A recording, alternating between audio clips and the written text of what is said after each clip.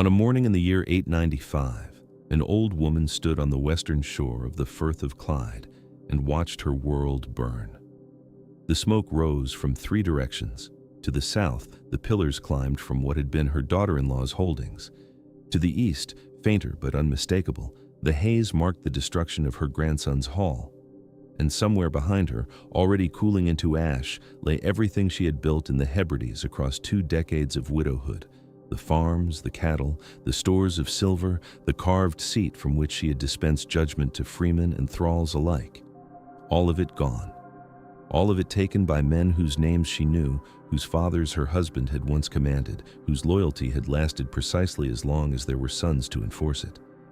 She was past 70. Her hair, what remained of it beneath the linen coif, had gone the color of sea foam. Her hands, spotted and swollen at the knuckles, gripped a walking staff cut from Scottish oak. She had outlived 2 husbands, 4 sons, and a grandson. She had crossed the North Sea 6 times. She had seen Dublin when it was a slave market and a miracle, had walked the streets of York when the Danes held it, had watched men she loved sail west toward Iceland and never return. She had been a chieftain's daughter, a king's wife, a queen mother, a widow, an exile. And now, standing on that shore with the smoke of her former life drifting across the gray water, she was nothing. A woman without men. A lineage without heirs. A name about to be forgotten. Her name was Aud daughter. Some called her Aud the Deep-Minded. In the centuries that followed, others would call her Un, which was the same name worn smooth by Icelandic tongues. And what she did next, what she was already planning as she stood on that shore, her face turned toward the burning, would make her one of the 4 great founders of Icelandic civilization. A woman who, at an age when most of her contemporaries were long dead, built a ship in secret, gathered her household, crossed 600 miles of open ocean, and claimed more land than most kings ever held. But the sources do not tell us what she was thinking on that shore. They do not tell us if she wept. They do not tell us the names of the dead men whose bodies were being picked over by ravens in the ruins behind her. What they tell us, and they tell us remarkably little considering the scale of what she accomplished, is that she left, that she gathered what she could, that she went first to Orkney, then to Faroe, then to Iceland, and that when she died, she was buried in a ship, standing upright in its prow, facing the sea she had crossed. This is the story of how a grandmother became a founder, how a widow built a kingdom, how a woman without sons created a legacy that would outlast the dynasties of men who had taken everything from her. The problem with telling Aud's story is the problem with telling most stories from this period. The sources are late, biased, and maddeningly incomplete. Our primary account comes from the Laxdæla saga, written in the mid-13th century, roughly 350 years after the events it describes. This is like asking someone in 2024 to write the definitive biography of Oliver Cromwell, based entirely on family stories passed down through 12 generations. The saga tradition was oral before it was written, and oral traditions have a way of polishing their subjects into archetypes, smoothing away the contradictions and complications that made them human. We also have mentions of Aud in the Landnámabók, the Book of Settlements, which was compiled in the 12th century and exists in multiple versions that do not always agree with each other. The Landnámabók is less a narrative than a real estate record. It tells us who claimed which land and in roughly what order, but it does not linger on motivation or emotion. It is a cadastral survey dressed up as history. Finally, we have scattered references in other sagas, Njal's saga, Egil's saga, that mention Aud or her descendants in passing. These references are useful primarily for triangulation, for checking one source against another and noting where the seams don't quite line up. What we do not have is anything written by Aud herself, or by anyone who knew her, or by anyone who lived within 2 centuries of her. We do not have her voice, we do not have her reasons. We have only the echo of her actions, filtered through centuries of retelling by men who found her extraordinary enough to remember, but ordinary enough to fit into the categories they understood. This is not unusual. Nearly every figure from this period comes to us the same way, through late sources, through saga tradition, through the fog of generations. But it matters more for Aud than for most, because what makes her remarkable is precisely what the sources are least equipped to preserve: her interiority. We know what she did. We can only guess why. The archaeology helps, but only a little. Excavations of early Icelandic settlement sites have confirmed many details that the sagas describe: the style of longhouses, the presence of Celtic slaves, the material culture of the Norse Atlantic. The ship burial tradition that the sagas attribute to Aud is archaeologically attested elsewhere, though her specific grave has never been found. We know that women could own property in Norse society, could divorce their husbands, could inherit and bequeath land.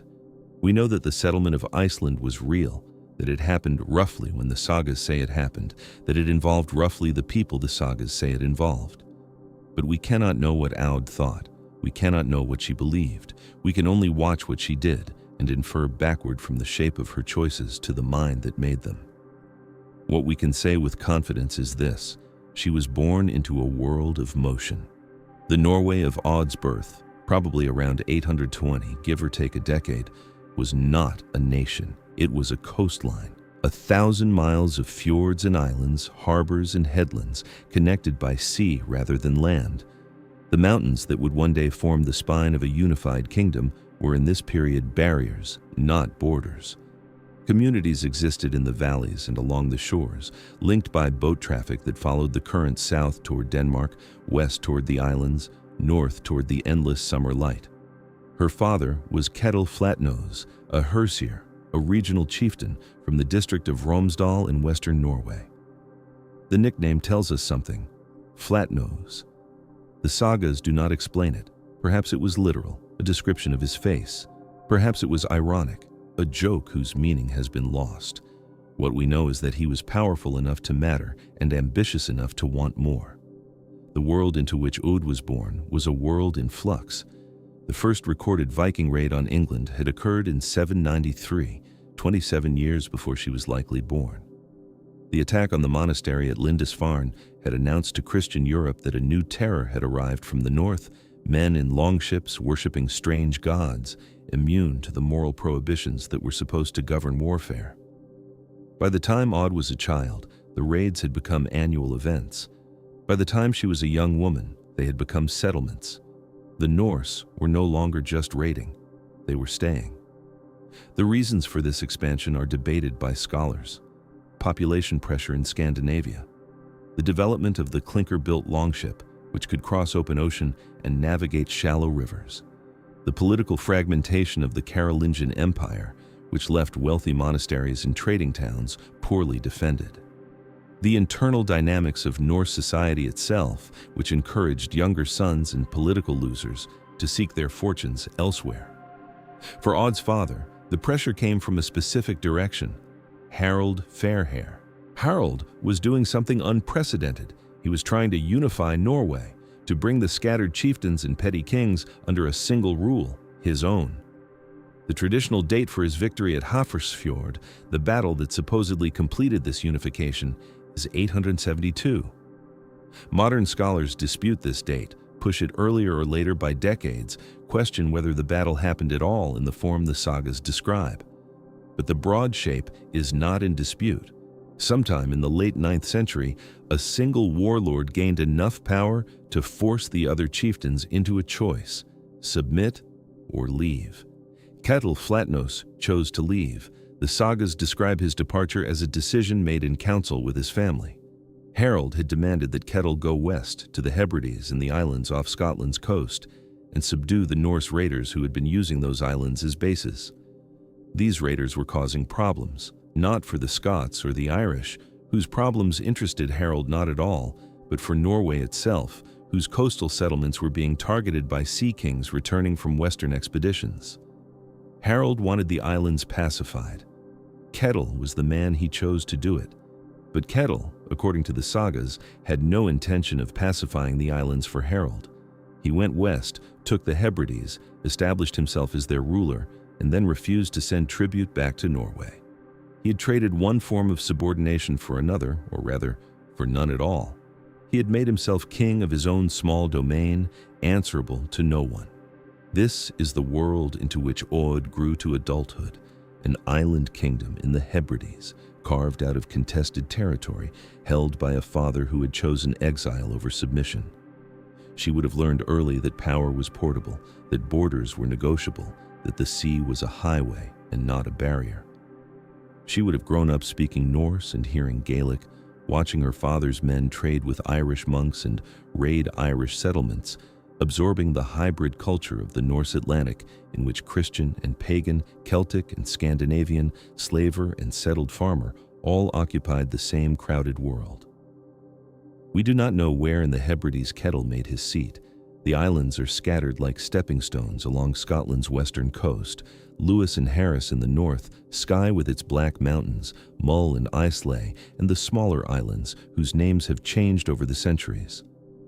Archaeological evidence suggests Norse settlement was heaviest in the outer Hebrides, where the land was harsh but the harbors were good. Kettle may have ruled from Lewis or from one of the islands closer to the mainland. The sagas do not say. What we know is that from this base, Kettle extended his influence southward. His sons raided and traded along the Irish coast. His daughters married strategically, alliances sealed in flesh, as was the custom. And Aud, the daughter who would outlast them all, was given to a king. His name was Olaf the White. In the sources, he appears as a figure of almost mythological stature, a Viking warlord who became the first Norse king of Dublin. Dublin in this period was not the city it would later become. It was a long fort, a ship camp, a fortified trading post established by Norse raiders in the mid-9th century. The location was strategic, at the mouth of the River Liffey, with access to the Irish Sea and the trade routes that connected Britain to the continent. The Norse who held it dealt in slaves primarily, Irish captives taken in raids, sold to buyers from across the known world. Dublin was a market before it was a city, and the commodity it traded most profitably was human beings. Olaf arrived in Dublin around 800 BC. The sources are unclear on whether he founded the kingdom or merely consolidated it, whether he came as conqueror or as reinforcement for an existing Norse presence. What is clear is that by the time he married Aud, probably in the late 850s, he was the dominant Norse power in Ireland. We do not know if Aud chose this marriage or if it was chosen for her. The saga tradition presents her as a woman of strong will and independent judgment, but these are the qualities the sagas choose to emphasize because they explain her later actions.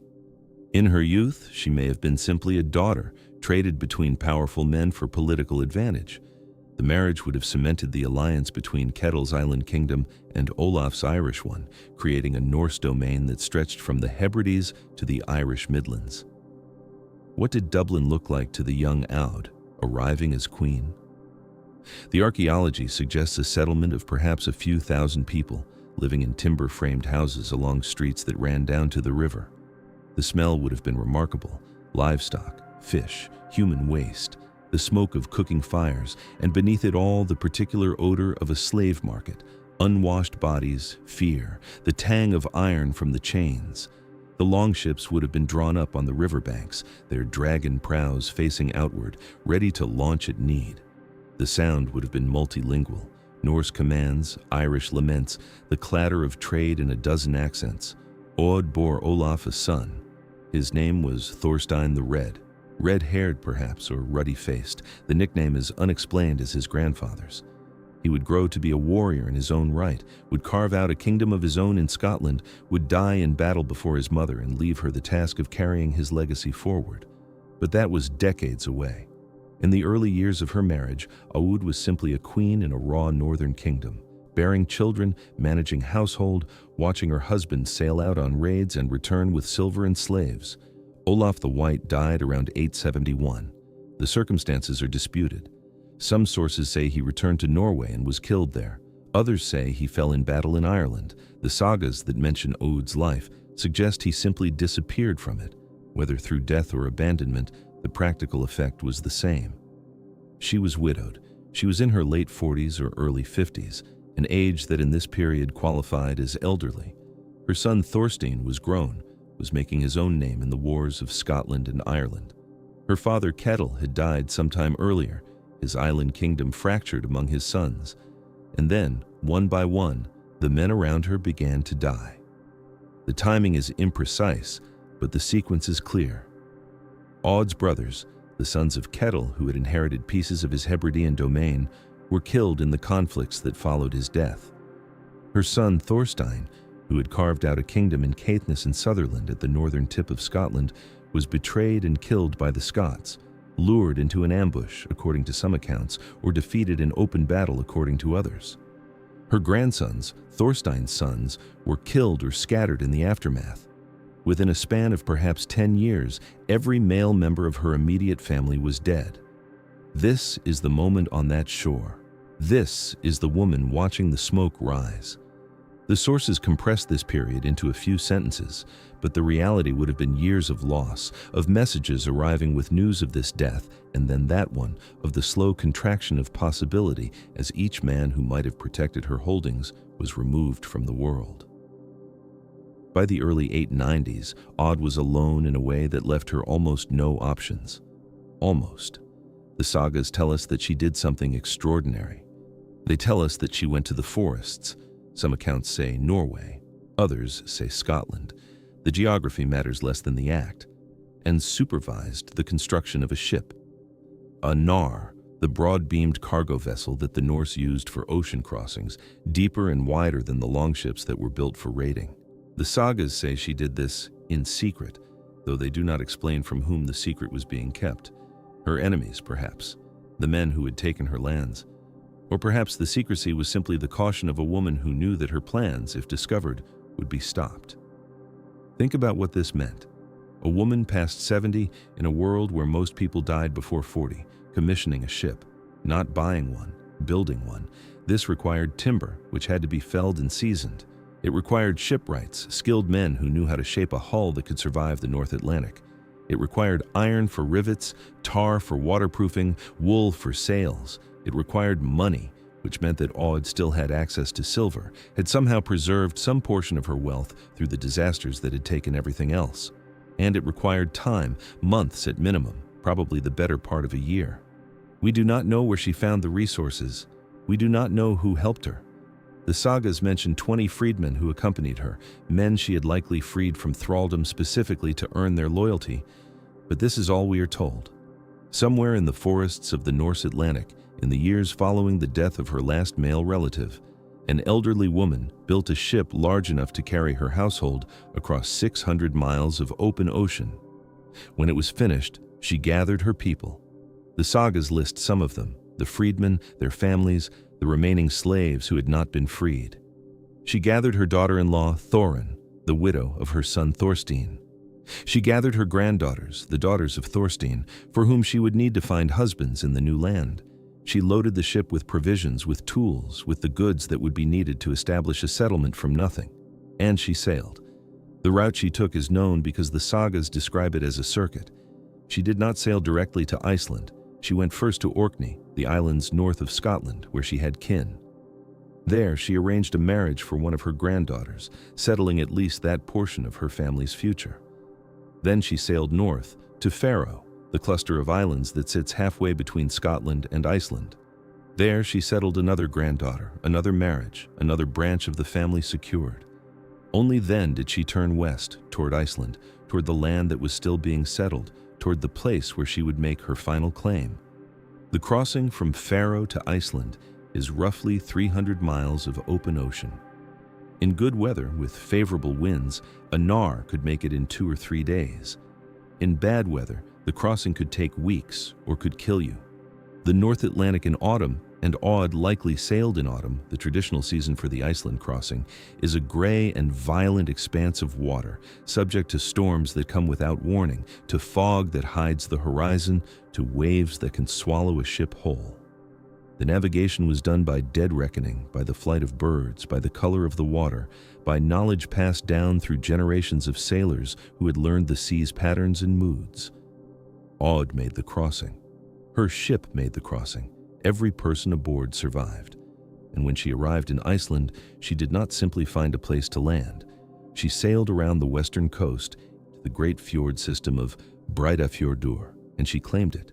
She claimed all of it, every valley that ran down to the fjord, every headland that jutted into the gray water, more land than any of the male settlers had claimed according to the Landnámabók, more land than she could possibly use. The question that remains, the question that the sagas pose but cannot fully answer, is why? Why so much? Why this fjord? Why claim a territory so vast that she would have to give most of it away? The sagas suggest an answer. They say that Aud wanted land for her freedmen, for the loyal men who had followed her across the ocean, and that she granted each of them a farm within her territory. They say she wanted dowries for her granddaughters, and that she gave land to the men who married them. They say she wanted to establish her line, to create a network of obligation and gratitude that would persist after her death. But there may be another answer, one the sagas do not state directly, because the saga writers were men who did not think to ask the question. Perhaps Aud claimed so much because she understood what a woman without men needed in this new world. She needed clients, she needed dependents, she needed people who owed their farms and their futures to her generosity. She could not command men through violence as her father and husband and son had done. She had to command them through debt. The settlement she established in Breiðafjörður was not a single farm, but a network. At its center was Havamur, the estate where she lived, the hall where she presided over feasts and dispensed judgment. Around it, spreading out along the valleys and the coastline, were the farms she had granted to her freedmen, each one a node in a web of loyalty that radiated back to her.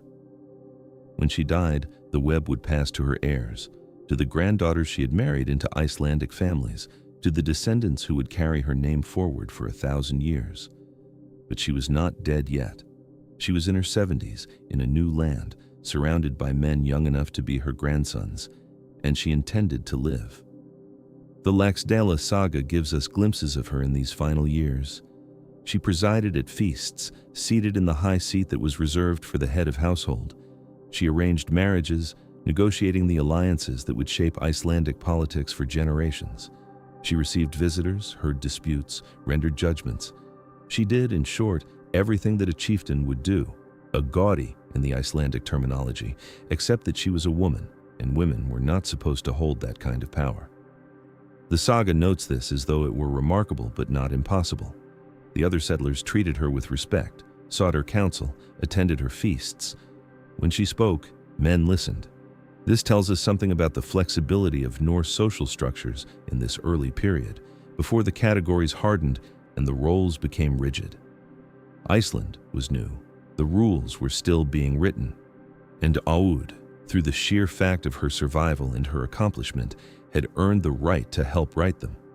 But the saga also tells us something else, something that complicates the picture. It tells us that Aud was Christian. This detail comes almost as an aside, mentioned in connection with her burial practices rather than her living beliefs. But it is significant. The Norse Atlantic in this period was a pagan world. Thor and Odin, Freya and Freyr, the old gods of Scandinavia, held sway in the settlements, their names invoked in oaths, their images carved on posts, their festivals marking the turning of the year. Christianity was the religion of the conquered, of the Irish monks whose monasteries had been burned, of the Anglo-Saxon priests who had failed to protect their flocks from the northern raiders. To be Christian in a Norse settlement was to carry the faith of the enemy. And yet Aud was Christian.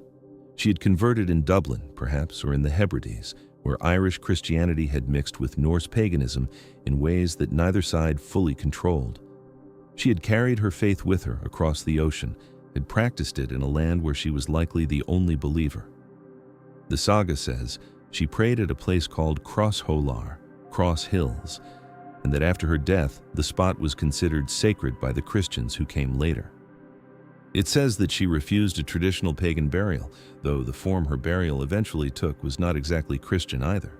This is Aud, a pagan chieftain's daughter, a Viking king's wife, a colonizer of Iceland, and a Christian. The contradiction feels strange to us because we expect coherence, expect people to be one thing or another. But the Norse Atlantic did not operate by such rules. Identity was layered, syncretic, assembled from whatever materials were at hand. Aud could pray to the Christian God and give land to men who sacrificed to Thor and see no contradiction, because in her world, survival required flexibility, and flexibility required holding multiple truths at once. She grew old in Breidafjordur. The sources give us no precise timeline, but they suggest she lived at Famur for years, perhaps a decade after her arrival, long enough to see her network of settlements take root, long enough to see her granddaughters bear children, long enough to know that what she had built would outlast her. And then she prepared to die. The Laxdæla saga describes her final days with unusual detail. She announced that she would hold a great feast, the greatest she had ever hosted.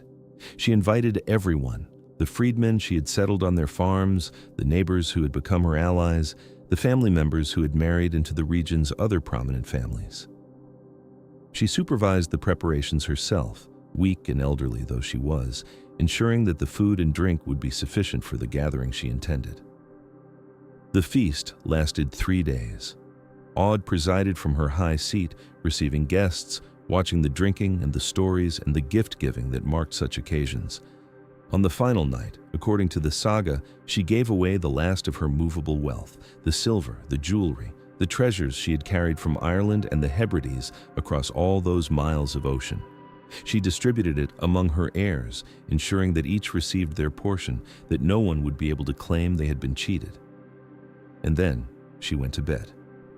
The saga says she was found the next morning, sitting upright in her sleeping chamber, dead. The image is almost too perfect, too literary.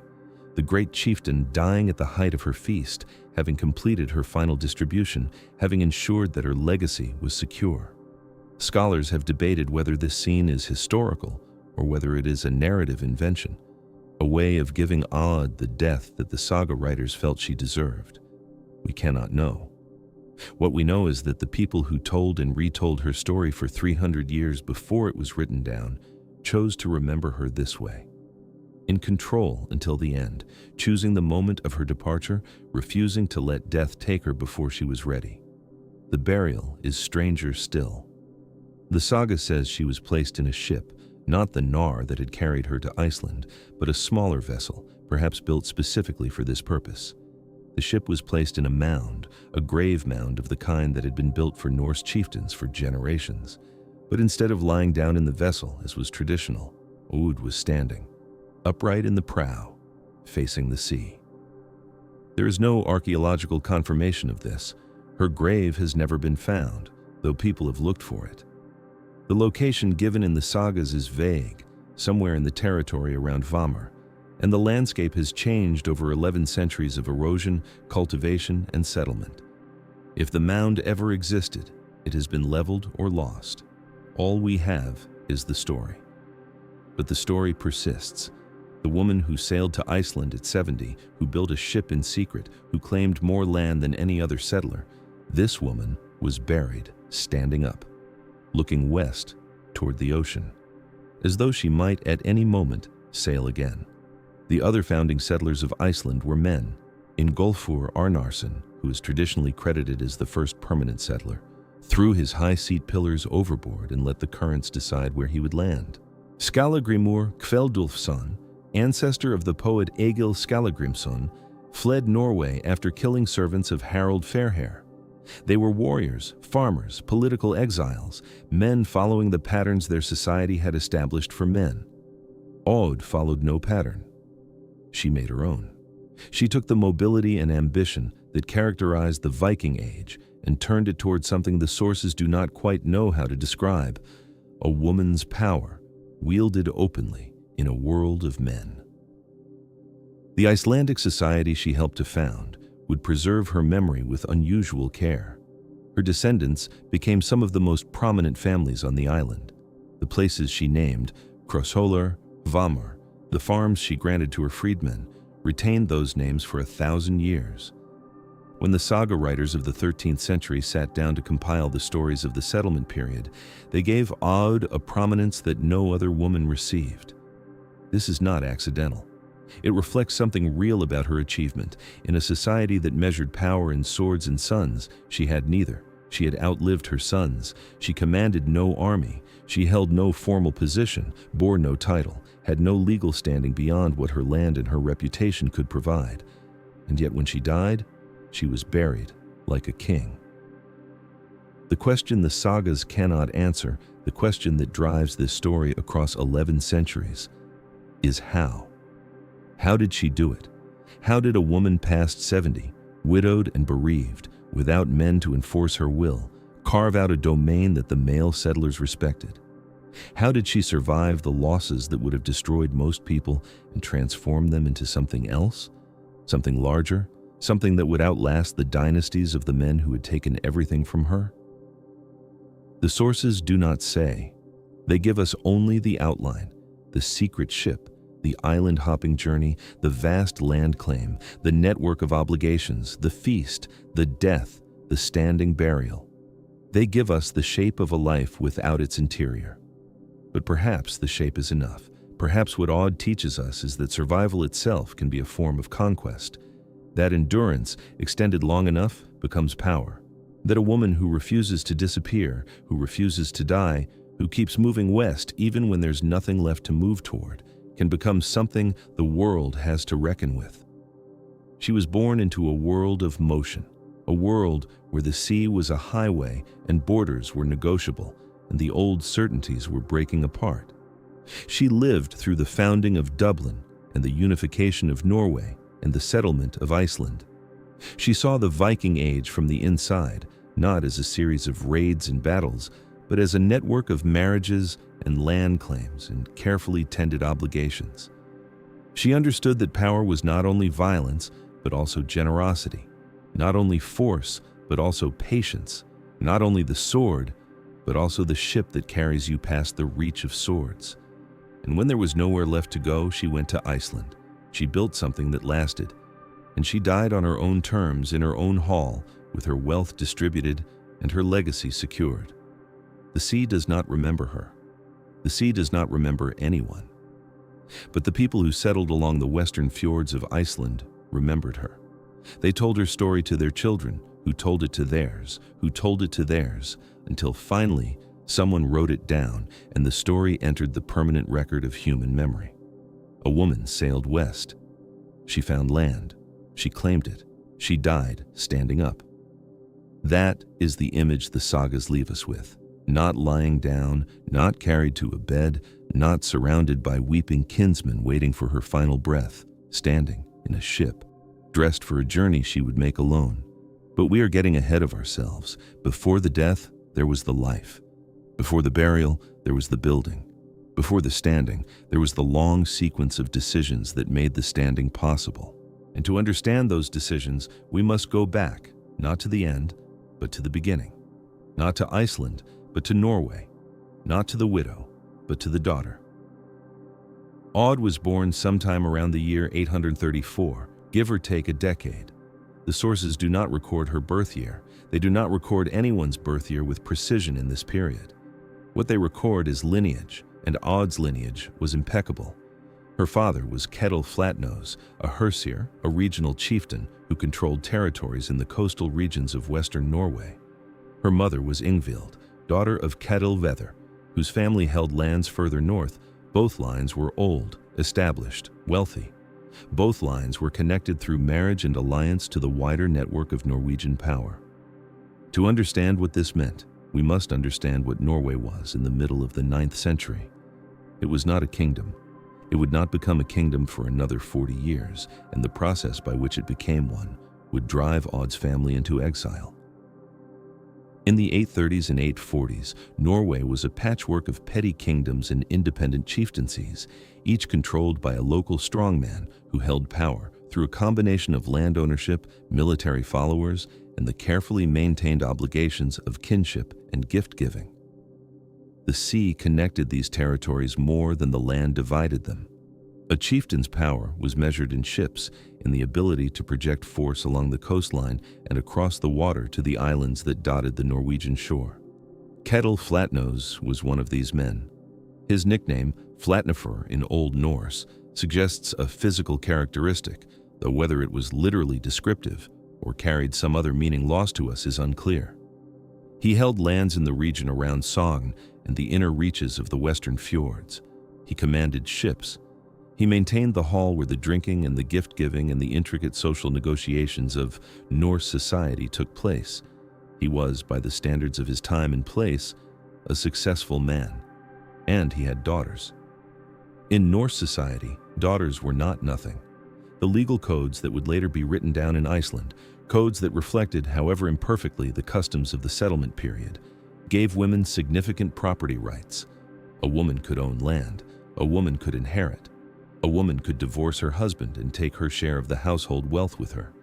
But these rights existed within a framework that was fundamentally organized around male violence. A woman's property was only as secure as the men who were willing to enforce her claims. A woman's standing depended on her father, her brothers, her sons, her husband. Without men to back her, a woman's legal rights were theoretical. Aud had brothers.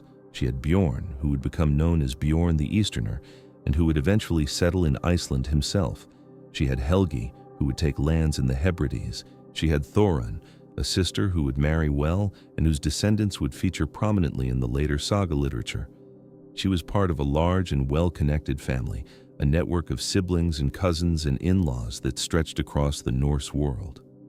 Her first marriage, and here we must pause again to acknowledge the gaps in our knowledge, seems to have occurred sometime in the 850s, perhaps the late 850s. The man she married was named Olaf. He was Irish. This requires explanation. Olaf was not ethnically Irish in the sense we would understand today. He was Norse, or more precisely, he was one of the Norse who had established themselves in Ireland. But the sources call him Olaf the White, and they describe him as a king, not of Norway, but of Dublin. Dublin in the 850s was less than a generation old as a Norse settlement. The Vikings had been raiding Ireland since 795, when they attacked the island monastery of Lambay off the eastern coast. For decades, these were hit-and-run operations. Arrive in summer, loot the monasteries and markets, sail away before local forces could organize a response. But by the 840s, the pattern had changed. The Norse began to overwinter in Ireland.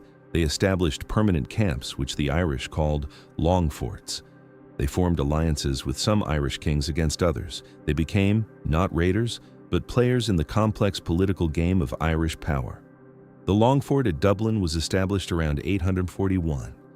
It occupied a strategic position at the mouth of the Liffey, where the river met the sea and where ships could be drawn up safely and goods could be transshipped between ocean-going vessels and the smaller craft that could navigate inland. Within a decade, Dublin had become the center of Norse power in Ireland, a trading hub and military base that would eventually grow into one of the most important cities in the medieval North Atlantic. Olaf the White arrived in Dublin around 853. The sources disagree about where he came from. Some say Norway, some say the Hebrides, but they agree that he came with force and ambition. He made himself king, or co-king, of the Dublin Norse. He launched raids deep into the Irish interior, sometimes in alliance with Irish kings, sometimes against them. He accumulated wealth, reputation, and the warriors who followed both. And at some point, probably in the late 850s, he married Aud. Why? The sources do not say, but the logic is not hard to reconstruct. Keitel Flatnose was a Norwegian chieftain with connections and ships. Olaf was a king in Ireland who needed both. The marriage created an alliance, a link between Norwegian resources and Irish opportunity. Aud was the bridge. Her body, her children, her presence in Olaf's hall, these were the guarantees that the alliance would hold. This is the first thing we must understand about Aud's life. She was, from the beginning, a piece in other people's games. Her value was strategic. Her marriages were negotiations. Her children were investments in future alliances. This is not a judgment. It is simply the reality of aristocratic life in the 9th century, as true in Ireland and Norway as it was in Francia and Byzantium and the courts of the Abbasid Caliphate. Women of high birth were bridges between powerful families. Their personal preferences were largely irrelevant. What did Aud think of Dublin? What did she think of Olaf? What did she think of the life she found herself living, a Norwegian chieftain's daughter turned Irish queen, presiding over a hall full of warriors in a land where her people were invaders and where the monasteries they raided called them demons? The sources are silent. We know only that she bore Olaf a son. His name was Thorstein. He would grow up to become a king himself in the Hebrides, following his father's path of seaborne ambition. He would marry well, father children, extend the family's reach across the islands of the Northern Atlantic. And then he would die, killed in a battle in Scotland, and his death would be the beginning of Aud's long catastrophe. But that was still decades away. In the 860s and 870s, the family was still rising. Olaf ruled Dublin for roughly 20 years. The exact timeline is confused in the sources. Different annals give different dates, and reconciling them is a scholarly industry unto itself. But the broad shape is clear. He raided, he conquered, he accumulated. He participated in the bewildering alliances and betrayals that characterized Irish politics, sometimes fighting alongside the Irish High King, sometimes against him, sometimes against rival Norse factions who challenged his control of Dublin. He also seems to have maintained connections with Norway. This is where the story becomes complicated, because in this period, Norway was undergoing its own transformation. Harald Fairhair, the man who would become the first king of a unified Norway, was beginning his long campaign to bring the independent chieftaincies under his control. The process took decades. It involved battles, sieges, marriages, murders, and the slow accumulation of power that would eventually allow Harald to claim kingship over the entire country.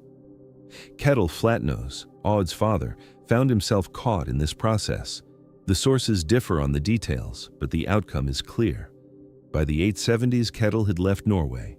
He had taken his family, his followers, his ships, and gone west, first to the Hebrides, where he established a new power base among the islands, and eventually to Scotland and Ireland, where his children would make their own claims.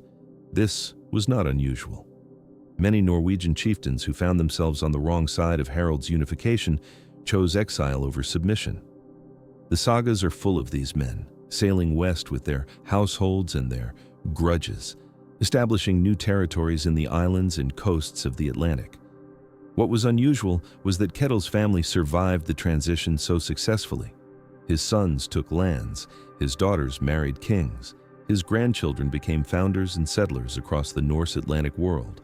Aud, married to Olaf in Dublin, was part of this wider family diaspora. Her brothers were carving out positions in the Hebrides and beyond. Her father was consolidating his control over the islands. The family was spreading, adapting, finding new sources of power as the old Norwegian order collapsed behind them. And then Olaf died. The date is uncertain, probably sometime in the 870s, perhaps 891 or thereabouts. The circumstances are disputed. Some sources say he returned to Norway to fight for his claimed inheritance there. Some say he died in Ireland, some say Scotland. The details have been lost. What matters is that he was gone, and Aud was a widow. In most cases, this would have been the end of her story. A widow in Norse society had options, but they were limited. She could remarry, which would place her under the protection of a new husband. She could return to her father's household if he was still alive. She could retire to the margins of her sons' households, a respected figure, but not a powerful one, dependent on their goodwill for her security. Aud did none of these things. Her father was dead by this point, or soon would be. Her son Thorstein was establishing himself in the Hebrides, but he was not yet secure enough to protect her fully. And there was no second marriage. The sources record none, and Aud was by this point in her 40s or 50s, past the age when remarriage was strategically valuable. So she went to the Hebrides. She went to Thorstein. The Hebrides in the late 9th century were a Norse world. The indigenous population, Gaelic speakers, Christians, farmers, and fishermen who had lived on these islands for centuries, had been conquered, displaced, or absorbed. Norse settlements dotted the islands. Norse lords collected tribute. Norse ships controlled the sea lanes. The old Gaelic order had not been destroyed entirely, but it had been subordinated to new masters. Thorstein had established himself as king, or sub-king, or chieftain, the terminology varies, in this world. He had married a woman named Thurid, daughter of another Norse family. He had children, sons who might inherit, daughters who might marry well. He was building something, a dynasty, a territorial power that could project force and accumulate wealth. Aud joined his household. For several years, the sources do not give a precise number.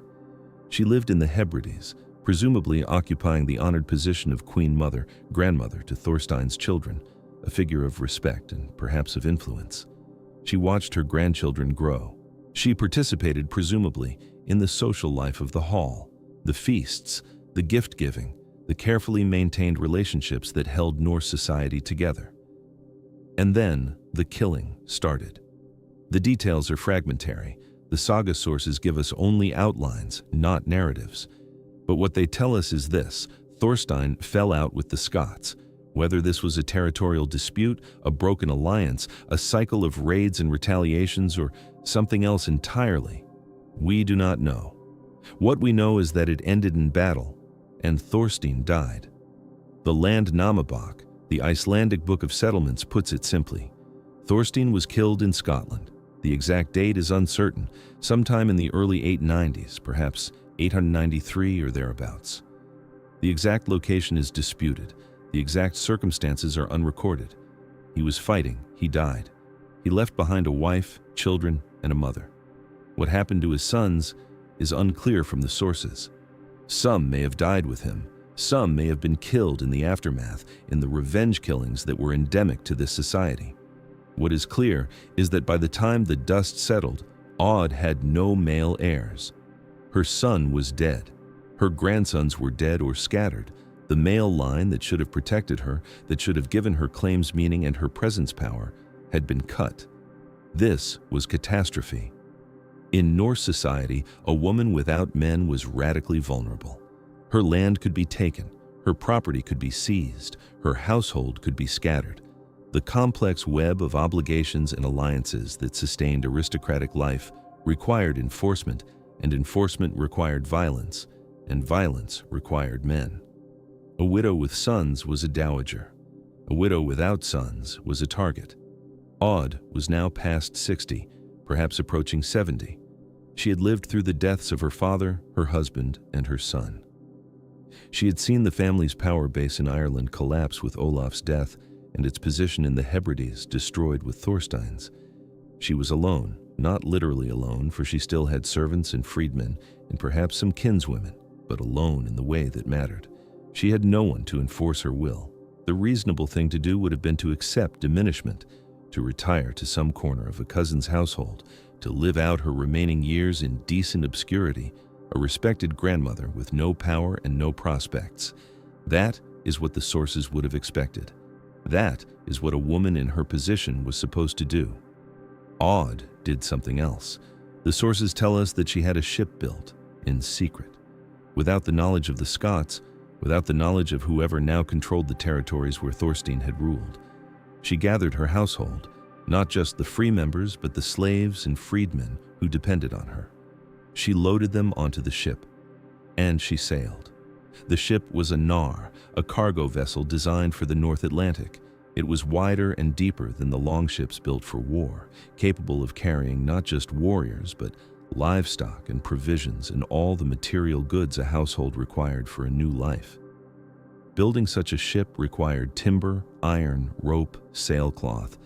It required skilled craftsmen, shipwrights who knew the complex joinery of clinker-built construction, blacksmiths who could forge the thousands of rivets that held the planks together. It required time, weeks or months of labor, and it required secrecy. How did she do it? How did a woman past 60, without male protection, manage to gather the resources and organize the labor for such a project, without anyone who might have stopped her finding out? The sources do not say. They give us only the fact. She built a ship. She hid her preparations. And when the ship was ready, she left. This is the pivot. This is the moment when Aud transforms from a survivor into a founder. Everything before this, the marriages, the births, the deaths, the long accumulation of losses, was prologue. What happens next is the story that would be remembered. She sailed first to Orkney. The Orkneys were Norse-controlled, ruled by earls who acknowledged, at least nominally, the authority of the Norwegian king. Aud had connections there, family probably, or at least the extended network of obligation that linked the aristocratic families of the Norse Atlantic. She stayed long enough to marry off one of her granddaughters, Groa, to an earl. This was not sentiment, this was strategy. The marriage created an ally, a place of refuge if things went wrong, a foothold that could be called upon if needed. From Orkney, she sailed to the Faroes. The Faroes were smaller, more remote, less politically significant than the Orkneys, but still part of the Norse world. Here too she paused. Here too she arranged a marriage, another granddaughter, another alliance, another thread in the network she was building. She was not simply fleeing. She was constructing something, a web of connections that would stretch across the North Atlantic, from the Scottish Islands to the Faroes, to wherever she was going next. And then she sailed for Iceland. Iceland in the early 890s was new.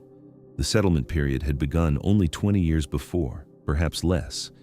The interior was still largely unexplored by the Norse settlers who clung to the coasts and the valleys that cut into the highlands. Land was available. Vast amounts of land, more land than any single chieftain could use, waiting to be claimed by whoever arrived with the resources to work it. This was what Aud sailed toward. Not exile, not refuge, not the diminished retirement that her situation seemed to demand. She sailed toward opportunity.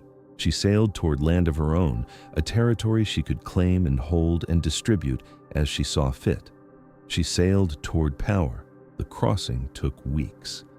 The North Atlantic is not kind to ships, and the route from the Faroes to Iceland passes through some of the most dangerous waters in the world. Storms come without warning. Fog obscures the landmarks. The currents are unpredictable.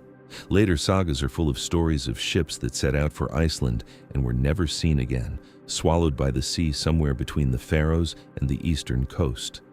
Aud made it.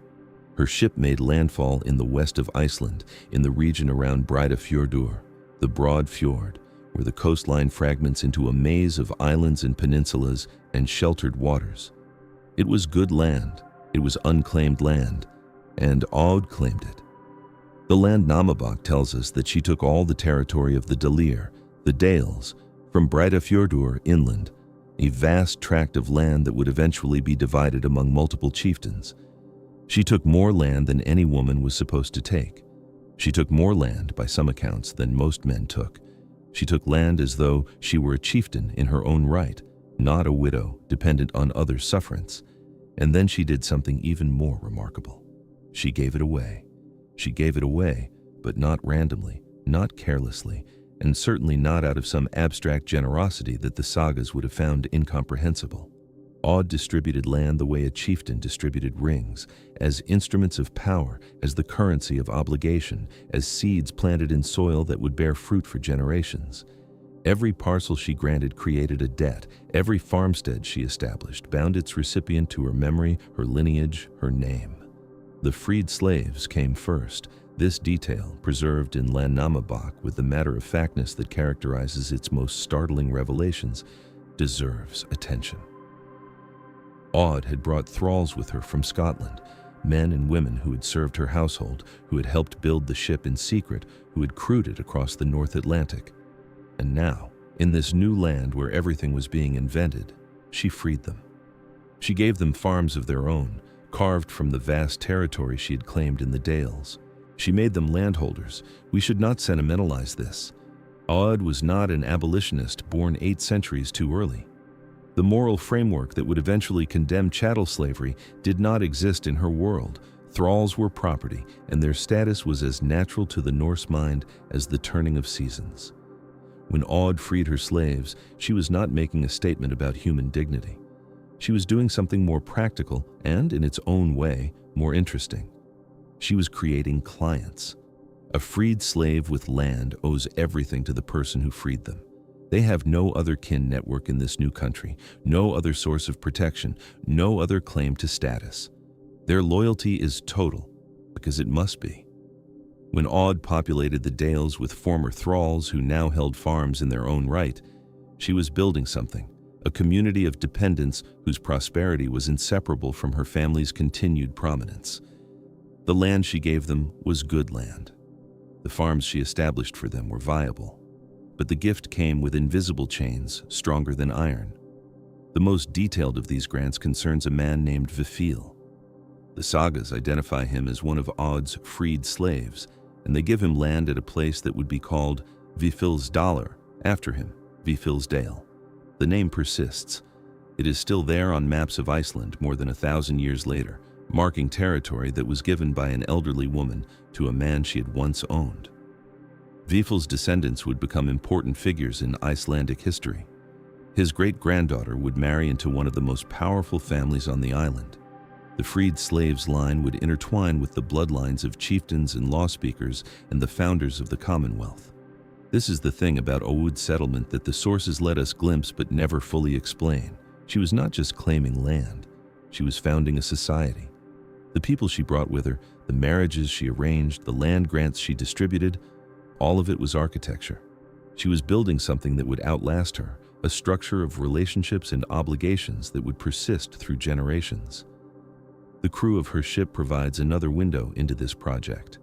The Landnámabók names some of them: Hundi, Sokolf, Erp, and others, men who crossed the Atlantic with Aud and received land from her hands. Some were freed slaves, others appear to have been free men who had attached themselves to her household, perhaps kinsmen from collateral branches, perhaps skilled workers who saw opportunity in following a determined old woman to the edge of the known world. We cannot reconstruct their precise status or their motivations. What we can see is that they came, they stayed, and they became the founding generation of a community. The geography of Aud's settlement deserves attention because it reveals something about her judgment.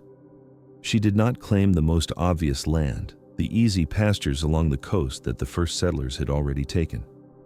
She pushed inland, up into the dales, where the valleys cut into the highlands, and the land was harder to reach but also harder to threaten. The Breidafjörður coast is fractured, complex, a labyrinth of inlets and islands and narrow passages. An enemy approaching by sea would find no easy landing, no clear route of attack, and the interior valleys, once claimed and settled, would be defensible. Narrow approaches, high ground, natural choke points. Perhaps this was deliberate. Perhaps a woman who had watched 2 kingdoms collapse and 3 generations of her family die by violence chose her new home with defense in mind. Or perhaps she simply saw good land and took it, and we are projecting military calculation onto what was agricultural intuition. The sources do not say. They give us only the result. Aud settled in a place that could be held, and her descendants held it. Her own farmstead was established at a place called Hvammr. The name means something like small valley or grassy hollow, one of those Icelandic place names that captures a landscape feature with casual precision. Hvammr sits inland from the fjord, sheltered, protected, with good grazing land and access to fresh water. Aud made it her seat. From Hvammr, she governed her territory, received visitors, dispensed judgment, and watched as the community she had founded took root. The rituals of that governance are half visible in the sources. We know that Aud had a high seat, the carved wooden chair that marked chieftainly authority in Norse culture, and that she sat in it to receive guests and conduct business. We know that she prayed, though the sources are confused about exactly what she prayed to.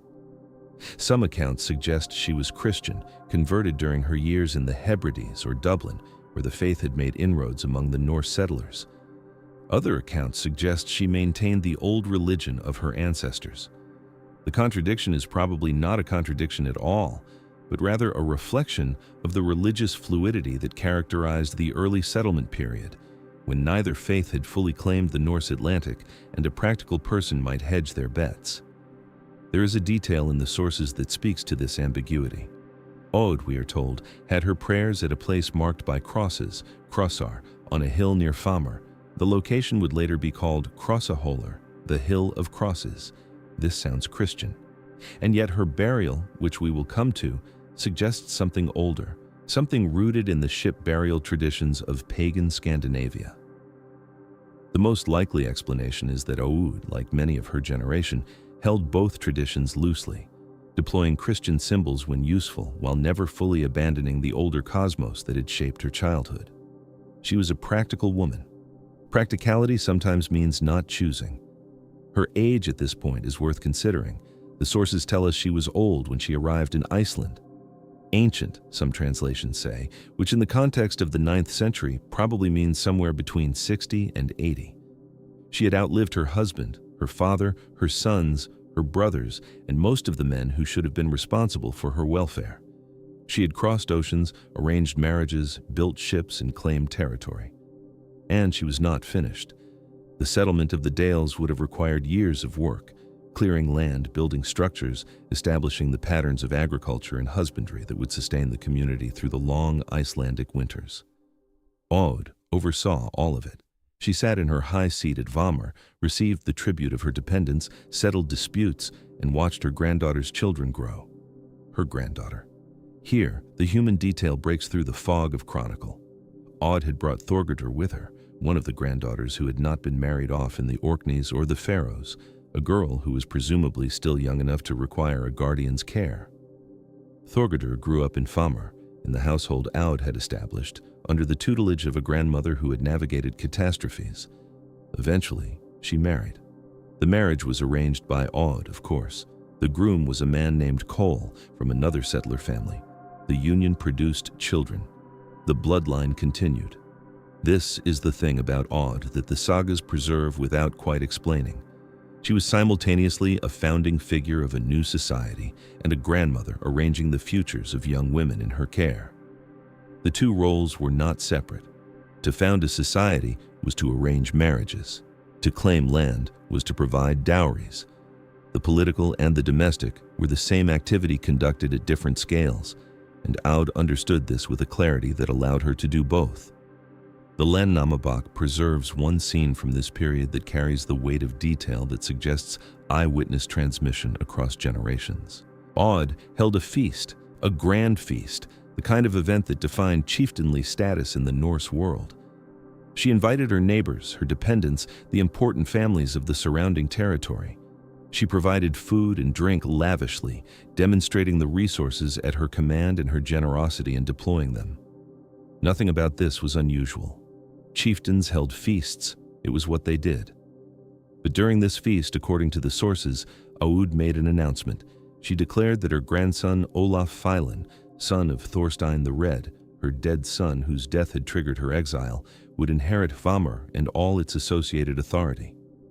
Olaf was young, perhaps still a child, but he was male, and he carried the family's blood, and in naming him her heir, Aud was doing something that mattered enormously in her world. She was providing for succession. The community she had founded would not dissolve upon her death. It would pass intact to the next generation. This is political theater. The public announcement, the witnesses, the feast as a backdrop, all of it was calculated to make the succession undeniable. Anyone who might have contested Olaf's inheritance, anyone who might have claimed that a woman's property distributions lacked legitimacy, would have to contend with the memory of every person who had been present at that feast.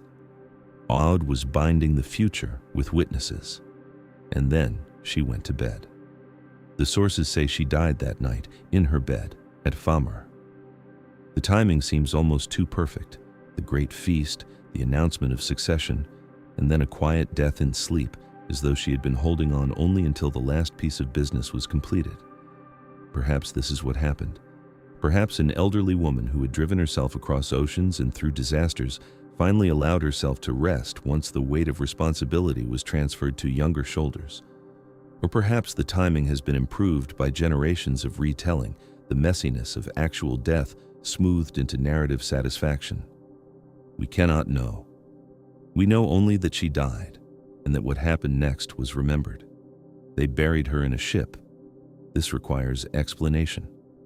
By the late 9th century, ship burial was an ancient practice in Scandinavia, reserved for the highest status individuals, kings, queens, great chieftains, people whose importance demanded extraordinary display. The dead were placed in ships, sometimes with grave goods, sometimes with sacrificed animals, sometimes with sacrificed humans.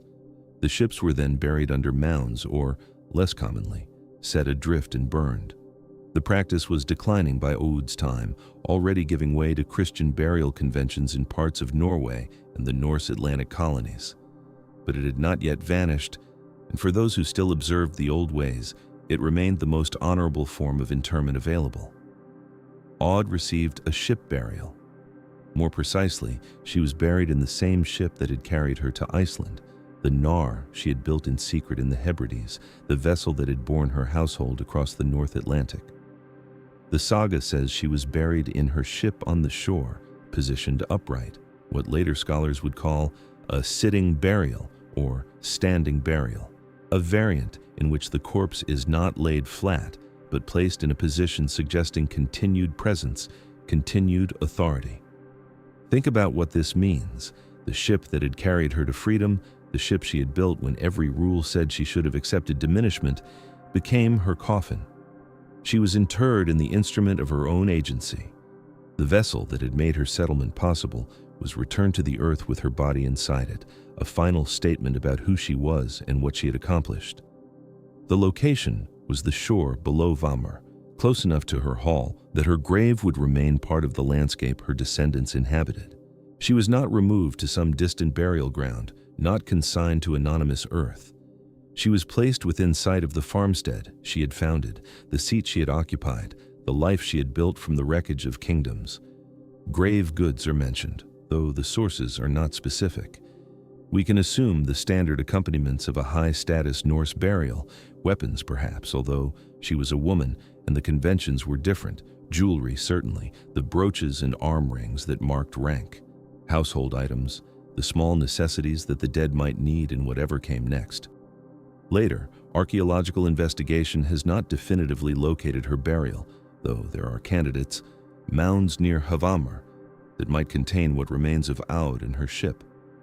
This matters because the burial tells us how her community understood her.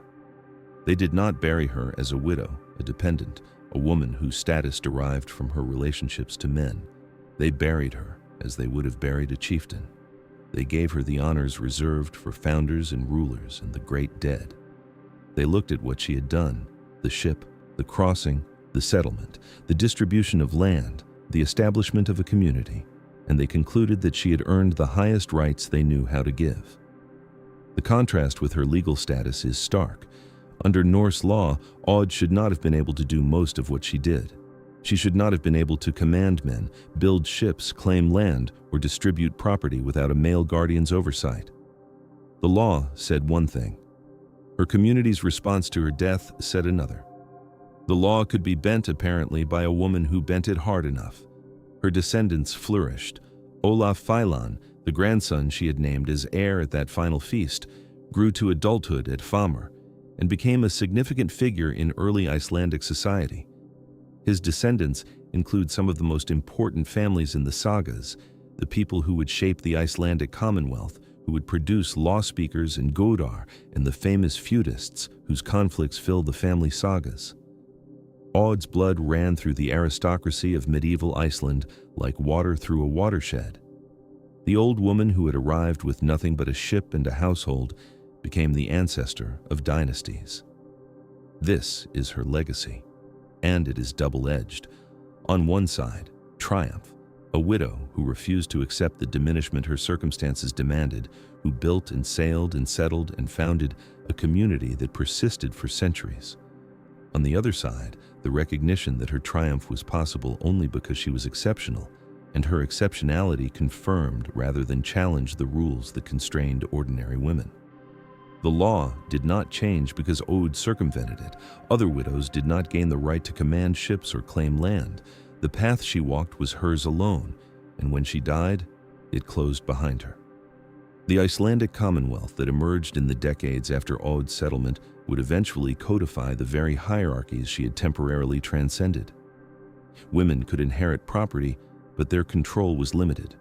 They could own land, but they needed male advocates to represent them in legal proceedings.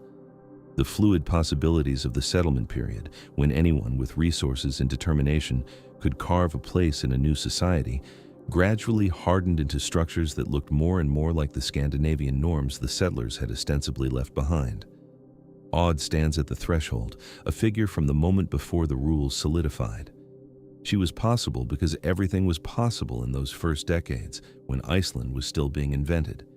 And she was remembered because what she did was remarkable even by the standards of that remarkable time, because she took more land than any woman was supposed to take, freed more slaves than most masters ever freed, and arranged her own burial in a ship as though she were a king. The Hill of Crosses remained. Crossaholar, the place where Aud had prayed, became a landmark, a memory embedded in the landscape. Long after the crosses themselves had rotted or been removed, the name persisted, carrying with it the echo of an old woman kneeling on Icelandic soil, petitioning powers whose nature the sources cannot agree upon. Was she praying to Christ? To Odin? To the spirits of the land she had claimed?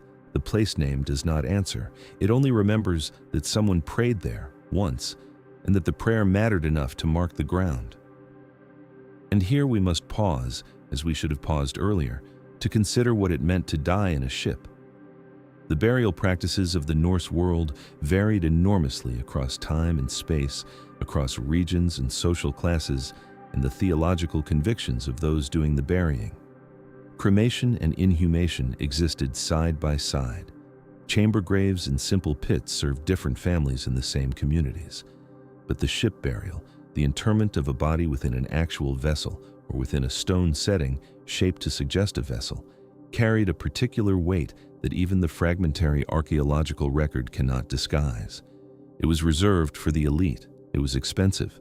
It was a statement not just about the dead, but about the living who buried them. To bury someone in a ship was to declare that their journey was not over. The vessel that had carried them across water in life would carry them across whatever boundary separated this world from the next. The Norse understanding of the afterlife was not systematic in the way later Christian theology would be. There was no single destination, no uniform mechanism of judgment. The dead might go to Valhalla if they fell in battle, or to hell if they died of sickness or age, or to Ron's halls beneath the sea if they drowned. They might linger in their graves, active and sometimes dangerous, requiring the attention of the living to keep them contained. They might simply cease, returning to the undifferentiated mass of the dead who were gone but not entirely absent. The ship burial did not commit the dead to any particular destination. What it committed them to was motion. A ship was a vehicle, and the dead placed within it were not staying put. They were going somewhere, even if the living could not follow to see where they arrived. Aud Ketil's daughter, according to the tradition preserved in Laxdæla saga, requested burial in a ship. The language is specific. She wanted to be buried at the high tide mark on the beach at Famur, in the space between the sea's reach and the dry land, in a zone that was neither fully one nor the other. She wanted to rest in the keel of a ship, the wooden spine of a vessel that had presumably carried her across the Atlantic. And she wanted to be standing, buried upright, her body vertical within the hull rather than lying supine as ordinary dead were laid. This is strange. This is so strange that some scholars have wondered whether the saga preserves an accurate tradition or whether the detail was invented later to dramatize her exceptionality. Standing burials are attested in the archaeological record, but they are rare, and their meaning is debated. Some appear to represent punishment or shame, criminals or outcasts buried in positions of discomfort. Others may represent honor, a refusal of the prostration that death imposed on ordinary mortals. A person buried standing was not submitting to death. They were meeting it. For Aud, the standing burial makes a kind of symbolic sense that the saga authors, writing centuries later, would have understood even if they were embroidering an older tradition. Aud had spent her life refusing to lie down. When her father was killed, she did not collapse. When her husband was killed, she did not collapse. When her son was killed, she did not collapse. She stood again and again in circumstances that should have brought her to her knees. To bury her lying flat would have been a kind of betrayal, would have imposed in death the submission she had refused in life. The standing burial was a final act of consistency. She would face whatever came next the way she had faced everything else, on her feet. The high tide mark is equally significant. The liminal zone between sea and land was a space of transition in Norse cosmology, a boundary area where the rules that governed ordinary space did not fully apply. Ships were launched from beaches and returned to them. Journeys began and ended in that narrow strip where water met shore. To be buried at the high tide mark was to be buried in the place of departure, in the zone where crossing started. The sea that had carried Aud from Scotland to the Faroes, from the Faroes to Iceland, would wash over her grave twice a day, touching her rest with its salt. She would lie, stand right at the edge of the element that had defined her final decades, the cold Atlantic that had made her journey possible. Whether this burial actually occurred as described is impossible to verify. No one has excavated the precise site indicated by the saga tradition. The archaeological confirmation that would settle the question does not exist. What we have is the story, passed down through generations, remembered and eventually written by people who believed it was true. They believed that Aud the Deep-Minded was buried standing in a ship at the high tide mark. They believed she had requested this herself. They believed her household had honored the request. The belief itself is evidence, even if the burial it describes cannot be confirmed. People remembered Aud as the kind of woman who would ask to be buried standing in a ship. That reputation persisted for centuries, shaping how later generations understood her and what they thought was possible for a woman of her time. The story of the standing burial is inseparable from the story of Aud herself, a woman who would not bend, who would not accept the diminishment her circumstances offered, who sailed west in her 8th decade and built something that lasted. But we must be careful not to let her exceptionality obscure the system she moved through. Aud was extraordinary, and part of what made her extraordinary was precisely how constrained the world around her actually was. Her story is not evidence that Viking-age Scandinavia was a society of gender equality, where women routinely commanded ships and founded settlements. Her story is evidence that the constraints were real enough that circumventing them required resources, luck, determination, and the kind of social standing that most women never possessed. She was a chieftain's daughter, a king's wife, a king's mother. She had access to wealth, to networks, to the loyalty of armed men. She had, in other words, everything that an ordinary free woman did not have. Her exceptionality was enabled by her privilege. This does not diminish what she did. It contextualizes it. Aud's achievement was not that she discovered some secret passage through the barriers that confined women in Norse society. Her achievement was that she had just enough power to force her way through barriers that would have stopped anyone with less. She bent the rules because she was strong enough to bend them. The rules themselves remained in place, waiting for the next woman who lacked her advantages. Consider what happened to her freedwomen. Aud freed her slaves. We have traced that act of manumission, the way it distributed labor and created new social ties across the landscape she claimed. But what became of those women after Aud's death? The saga does not tell us. They fade from the record, absorbed into the households of free farmers, their fates determined by marriage contracts they had some say in, and inheritance laws they had no power to change. They were free, legally speaking, but their freedom was not Aud's freedom. They could not build ships. They could not command expeditions. They could not claim land. They could marry and bear children and work the small farms Aud had given them, and within those boundaries, they could build lives. But the boundaries themselves were not of their making. Aud's legacy, then, is not liberation. It is something more complicated, a demonstration of what was possible in a system designed to make it impossible, achieved by a woman with exactly the resources needed to make the system temporarily yield. She did not change the rules, she survived them, and her survival became a story, told and retold, shaping what later generations thought they knew about what women could do. The Christianity question resurfaces here because it bears on how we understand her standing in her own community. The sources are frustratingly inconsistent. Lan Namabak calls her Jupudga, deep-minded, and describes her prayers at Krosaholar. Laxdala saga gives her a Christian burial request and Christian final prayers. But the saga also describes her funeral in terms that echo pre-Christian practice. The ship burial was not a Christian custom. Standing interments were not part of the Christian tradition. The feasting and the elaborate send-off described in the sources have more in common with the funerals of pagan chieftains than with the simple burials that the church encouraged. There are several ways to read this contradiction. One is that Aud was genuinely Christian, but her household was not, and they buried her according to their own traditions rather than hers. Another is that Aud was practicing a syncretic faith that combined Christian elements with older practices, as many conversion-era Scandinavians did. Another is that the saga authors, writing in the 13th century from a perspective shaped by 200 years of Icelandic Christianity, projected their own faith backward onto a figure they wanted to claim. The truth is probably some combination of all three. Aud was the product of a world in transition, and her burial, whatever actually happened, was probably a hybrid, a negotiation between the new faith that was spreading through the Norse world and the old practices that still shaped how communities honored their dead. What matters for our purposes is that the community honored her. However they understood her faith, whatever they believed about the gods and the afterlife, they looked at what she had done and concluded that she deserved the highest rights they knew. They gave her a ship burial, because ship burials were what you gave to people who had mattered.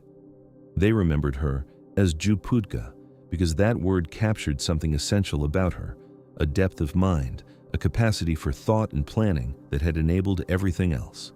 She was not impulsive Aud, or reckless Aud, or lucky Aud. She was deep-minded Aud, the one who saw further than others, who planned while others reacted, who built while others merely survived. The epithet itself deserves attention. Djupudga is not a common descriptor in the sagas. It was applied to Aud specifically, and its application stuck, becoming part of her name in the historical tradition. Other women in the sources have epithets: Gunhild, Mother of Kings, Halgurdr, Longlegs, but few of those epithets focus on intellectual capacity. Aud's nickname singles out her mind as her defining characteristic, not her beauty, not her lineage, not her marriages, her thinking. The tradition remembered her as someone who thought differently, more deeply, more effectively than others. This is unusual praise in a literature that tends to celebrate action over reflection, courage over calculation. The saga heroes are doers, not thinkers. They charge into battle and speak their minds and die memorably, and their excellence is measured in deeds. Aud's excellence was measured differently. She was remembered for the quality of her mind, for the way she analyzed situations and devised solutions that others would not have considered. Building a ship in secret, sailing west with a household, distributing land to freed slaves. Each of these decisions required not courage, but calculation, the ability to see a possibility where others saw only constraints, and then to execute a plan that made the possibility real. The sagas preserve other deep-minded characters, other strategists and schemers whose intelligence drives the plot, but they are usually villains, or at least antagonists, the clever manipulators who create problems for the straightforward heroes to solve. Njal's saga gives us Murd Falgardsson, the schemer whose lies destroy Njal's family. Egil's saga gives us the various enemies who plot against Egil and are eventually overcome by his superior cunning. Intelligence in the saga world is often suspect, associated with deception and cowardice rather than genuine virtue. Aud breaks this pattern. Her deep-mindedness is presented without ambivalence, as a quality that enabled survival and flourishing rather than manipulation and harm. She used her intelligence not to destroy others, but to preserve her household, not to accumulate power at others' expense, but to distribute resources across a community she was building. The sagas do not treat her as a schemer or a manipulator. They treat her as a founder, a matriarch, a figure whose wisdom benefited everyone who came within her circle. This may reflect something real about how she was remembered in the oral tradition before the sagas were written, or it may reflect the saga author's desire to present a female ancestor of Iceland's great families in the most positive possible light. Either way, the portrait that emerges is distinctive, a woman whose primary excellence was intellectual, whose achievements were the products of thought rather than accident, who earned her place in the historical record not by being someone's wife or mother, but by doing things that mattered in their own right. She thought her way across the Atlantic. She thought her way through the settlement. She thought about what would happen to her land and her people after she was gone, and she tried to arrange things so they would be taken care of. The distribution of land to freed people was an act of deep-mindedness. a recognition that loyal service deserved compensation, that community required more than a single powerful household, that the new society being built in Iceland would need farmers and craftspeople and laborers with stakes in its success. The feast at which she named Olaf Feilan her heir was an act of deep-mindedness, a public declaration that ensured no one could challenge the succession, that the transfer of power would happen smoothly, that her life's work would continue in capable hands. Even her death was calculated. The sources suggest she timed it as much as anyone can time their own ending. She held the feast, made the pronouncements, arranged everything, and then died, as if she'd been waiting for the arrangements to be complete. Well, perhaps this is romanticization. Perhaps she simply died when she died, and the feast happened to have occurred shortly before. But the tradition remembers it as willed, as a final act of control by a woman who had spent her life refusing to let circumstances control her. She would not simply die. She would arrange her death, stage it, give it the shape she wanted. One last demonstration of deep-mindedness, and then silence. The landscape she left behind was not silent. It filled with the sounds of the community she had built, the cattle lowing in the meadows, the hammers ringing in the smithies, the children playing in the longhouses. Vamr became a prosperous estate, a center of power in the Delir region of western Iceland. Generations of her descendants lived there, accumulated wealth, married into other powerful families, feuded and reconciled, and built the dense web of kinship that would characterize medieval Icelandic society. The old woman who had arrived with a ship full of followers became the ancestor of the Famverjar, the people of Famr, one of the great families of the saga age. Her story continued to be told. In the oral tradition that preceded the written sagas, Aud was remembered, her voyage, her settlement, her burial. The details may have shifted as they passed from teller to teller, sharpening here, softening there, accumulating the embellishments that all repeated stories accumulate. But the core remained, a woman who would not be diminished, who sailed west and built something, who earned a ship burial and a standing interment and a name that meant she thought more deeply than others. Deep-minded Aud, founder of Vamr, grandmother of dynasties. The ship that carried her to Iceland did not survive her by long. Wood rots, even the finest timber, even the carefully selected oak that had been shaped in secret in the Faroe forests, succumbs eventually to the salt and the damp and the slow, patient work of decay. Within a generation or two, the knarr that had crossed the Atlantic would have been nothing but fragments, ribs protruding from beach sand, planks repurposed for outbuildings and fences, the iron rivets scattered and rusting in the grass. Ships were not meant to last. They were meant to carry people where they needed to go, and then they were meant to be replaced by newer ships, better ships, ships built by the children and grandchildren of the people who had sailed in them. This was the nature of things. Wood served its purpose and then returned to the earth. But Aud had arranged for herself a different relationship with ships, a final relationship, one that would preserve the connection between her body and the vessel form even after both had ceased to function. She had specified that she wanted to be buried in a ship, not the ship that had carried her to Iceland. That ship was needed by the living, needed to maintain the fragile connections between Iceland and the wider Norse world, needed for the fishing and the trading and the occasional voyage back to the places they had left behind. She would have a different ship, a burial ship built or repurposed specifically for the purpose of containing her remains. The sources do not tell us where this ship came from. It may have been one of the smaller boats that had accompanied the main knarr on the voyage from the Faroes, a faring or a karfi that could be spared for the dead. It may have been a boat constructed specifically for the burial, a purpose-built vessel intended from its first plank to carry a corpse rather than a crew. It may have been an old ship, one that had already served its useful life and was ready to make its final voyage into the earth rather than the sea. We do not know. The archaeological evidence that might answer this question is limited, and the saga accounts do not concern themselves with such practical details. What matters to the sources is that there was a ship and that Aud was placed in it, and that the manner of her placement was distinctive. She was buried standing up. This detail has puzzled scholars for centuries. Standing burial is not unknown in the Norse tradition. There are scattered references to individuals interred upright. their bodies positioned as if they were still alive, still walking, still present in a vertical world rather than lying horizontal in death's accommodation. But it was not common. The typical ship burial involved the body laid out in the vessel, surrounded by grave goods, positioned for a final voyage rather than a final stand. The horizontal orientation made sense within the cosmological framework. The dead were traveling somewhere, sailing to whatever afterworld awaited them, and travelers recline in their ships. Aud's vertical burial suggests something different.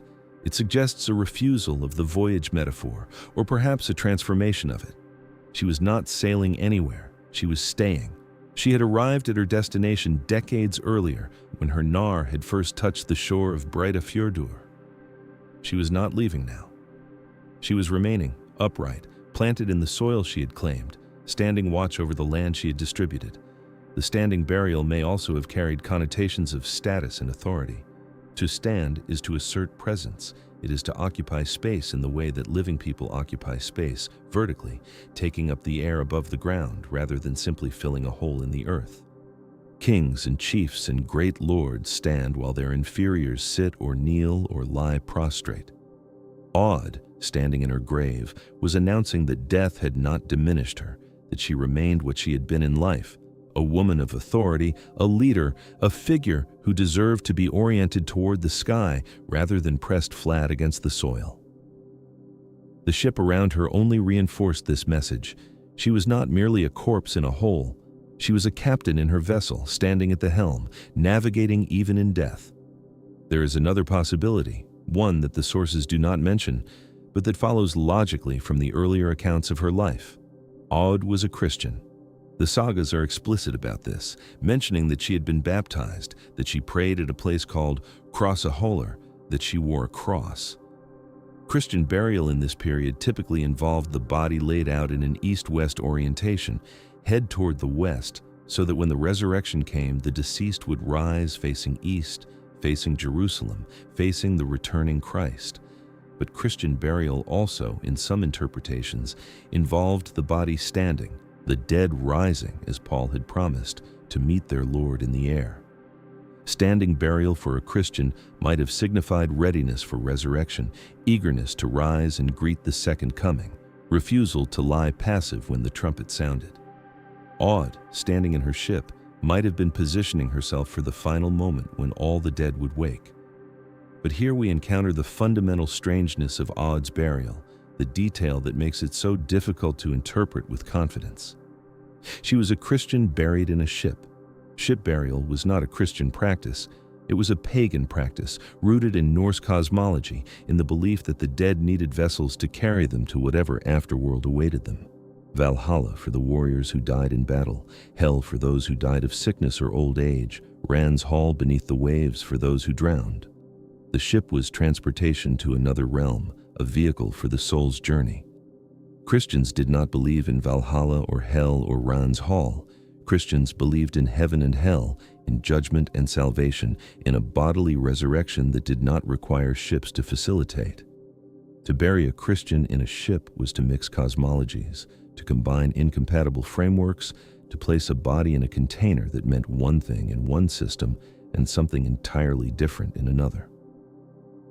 The most likely explanation is that Aud's Christianity was what scholars call syncretic, a blending of old beliefs and new, a layering rather than a replacement. This was common in the early centuries of Norse contact with Christianity. The conversion process was slow, uneven, proceeding at different speeds in different places, rarely complete.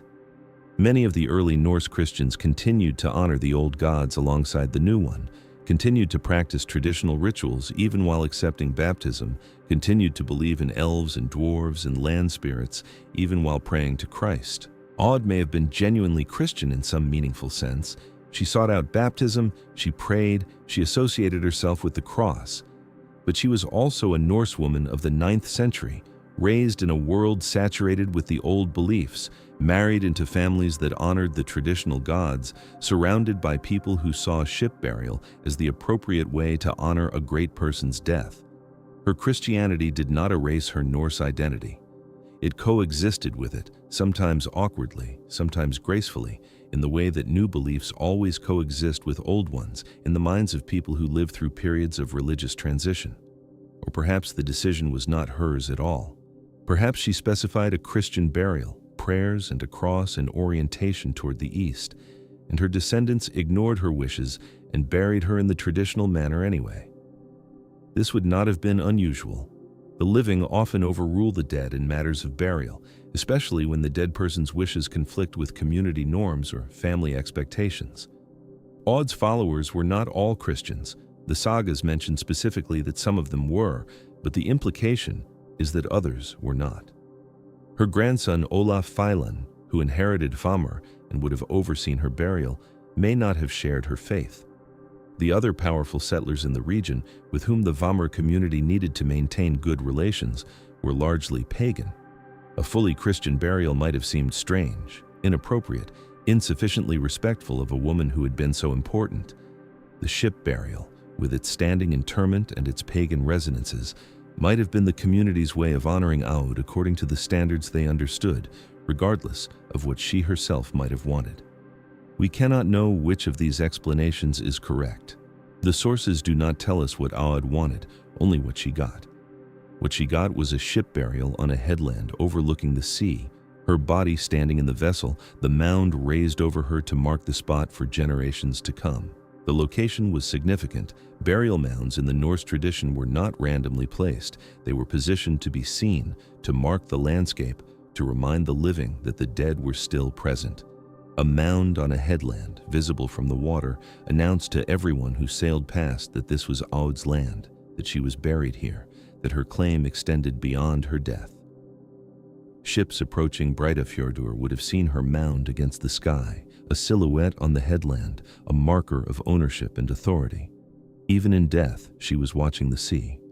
The grave goods that accompanied her are not described in detail by the sources. This is frustrating, because grave goods are often the most revealing evidence for understanding what a burial meant and how the deceased was remembered. Norse burials of high-status individuals typically included items the person might need in the afterlife: weapons for warriors, jewelry for women, food and drink for everyone, sometimes animals sacrificed to accompany the dead. The absence of detailed description in Aud's case might mean the grave goods were unremarkable, or it might mean the sources simply did not consider them important enough to mention, or it might mean the information was lost in the centuries between the burial and the writing of the sagas. Archaeological excavation might answer these questions, but if Aud's mound has been identified and excavated, the results have not been widely published. The ship stands empty in our imagination, or nearly so. A woman standing, surrounded by the wooden ribs of her vessel, and beyond that, darkness and uncertainty. What happened to the mound after the burial is also unclear. Burial mounds in Iceland were sometimes maintained by descendants, kept visible and well-defined, treated as sites of memory and perhaps of worship or offering. Others were neglected, allowed to weather and erode, forgotten as the generations passed and the connections to the original occupant faded. The tradition remembers Aud, which suggests her mound was probably maintained for some time, visited and honored and pointed out to children as the resting place of their great-great-grandmother. But memory fades. The Vamverjar family persisted for centuries, but their connection to the specific woman who had founded their line would have weakened over time, becoming more legendary and less personal, more a matter of genealogical list recitation and less a matter of genuine emotional connection to a remembered individual. At some point, the mound would have become just another feature of the landscape, its occupant known only to those who cared to remember, its significance diminishing with each generation until it was simply a hill on a headland, unremarkable, unmourned. The written sagas changed this. When the Land Namabak and the Laxdæla saga were composed in the 12th and 13th centuries, Aud's story was fixed in text, preserved against the forgetting that threatened all oral tradition. The writers gathered the scattered memories and shaped them into narrative, giving Aud's life a coherence and a significance that oral tradition alone might not have preserved. They described her voyage, her settlement, her distribution of land, her burial. They called her Jupudga, deep-minded, and explained what that epithet meant. They made her one of the 4 great settlers, a founder of Iceland equal to any of the men who had claimed land alongside her. The sagas are not neutral documents. They are literary constructions, shaped by the interests and biases of their authors, influenced by the political and social circumstances of the 13th century when they were written. But they preserved something real. They preserved the memory of Aud. The preservation was not perfect. Details were lost, distorted, conflated with other stories. The sagas contradict each other on several points: the number of Aud's followers, the specific lands she claimed, the circumstances of her departure from Scotland. Some elements of her story may have been borrowed from other traditions, other figures, other voyages. The standing burial, so distinctive and strange, may be a genuine memory or maybe a literary invention, a detail added by a saga author who wanted to emphasize Aud's exceptional status. We cannot verify. The sources are what they are, incomplete, biased, centuries removed from the events they describe. They tell us what the 13th century remembered about the 9th, filtered through generations of retelling and finally fixed in manuscript. This is not the same as telling us what actually happened, but the sources are also all we have. Without them, Aud would be nothing. A name in a genealogy perhaps, a line in a land-holding record, an unmarked mound on a headland that no one could identify. The sagas gave her a story, and the story has preserved her across 1,000 years. Deep-minded Aud, the woman who built a ship in secret, who sailed west in her 70s, who distributed land to her followers and freed her slaves and arranged her own death with the same calculation she had brought to everything else in her life. The portrait may be incomplete, the details may be wrong, but the shape is there, the outline of a life that mattered, and the outline is enough to make her real. Consider what her survival in the historical record means. The 9th century was not a time that preserved women's lives. The sources from this period are sparse under the best circumstances. A few chronicles, a scattering of runestones, the archaeological evidence that speaks in its own mute language of bone and metal and wood. Women appear in these sources rarely, and when they appear as wives and mothers and daughters, defined by their relationships to men, their own achievements unrecorded because no one thought to record them. The queens and princesses sometimes get names in the chronicles. The ordinary women, the farmers' wives, the thralls, the craftswomen who made the textiles and the food and the children are invisible, lost entirely, as if they had never existed at all. Aud broke through this invisibility. She broke through because she did things that could not be ignored, led a migration, claimed vast lands, founded a dynasty. She broke through because her descendants were powerful enough to keep her memory alive across the centuries until the sagas could fix it in writing. She broke through because she was exceptional, unusual, a woman who exercised the kind of authority typically reserved for men. But her breakthrough also illuminates all the women who did not break through, all the lives that were lived just as fully and just as meaningfully, but were not preserved, not remembered, not written down. For every Aud whose story survives, there are thousands of women whose stories do not. The silence around her speaks as loudly as her preserved narrative. The silence extends into her own story. We know almost nothing about her inner life. The sagas describe her actions, but not her feelings. They tell us what she did, but not what she thought about it, not what she feared, not what she hoped, not what she believed beyond the bare fact of her Christianity. We do not know if she was happy in her marriages or whether she arranged them purely for political advantage. We do not know if she grieved for her dead husband and son or whether she simply moved on to the next practical problem. We do not know if she was kind to her followers or harsh, whether she inspired affection or merely obedience, whether the community she built was held together by love or by dependency. The sagas call her deep-minded, but they do not show us the depths. This is the nature of historical knowledge at this distance. We work with surfaces, with actions, with the external traces that lives leave behind. The interior is lost. The consciousness that animated these bodies, that made decisions and felt emotions and perceived the world in ways we can only imagine, is inaccessible to us. We can reconstruct circumstances, we can infer motivations, we can build plausible narratives that account for the known facts. But we cannot know what it was like to be Aud, standing on the deck of her ship as the coast of Iceland rose from the sea, knowing that she had succeeded in bringing her people to safety, feeling whatever she felt in that moment: relief, triumph, exhaustion, grief for everything she had lost, hope for what she might yet build. That knowledge died with her, was buried with her in the ship mound on the headland, and no amount of scholarship can resurrect it. What survives is the shape of a life, and the shape is remarkable. A woman born into a world of men who lost her father, her husband, her son, her grandson, and refused to accept the diminished status that these losses should have imposed.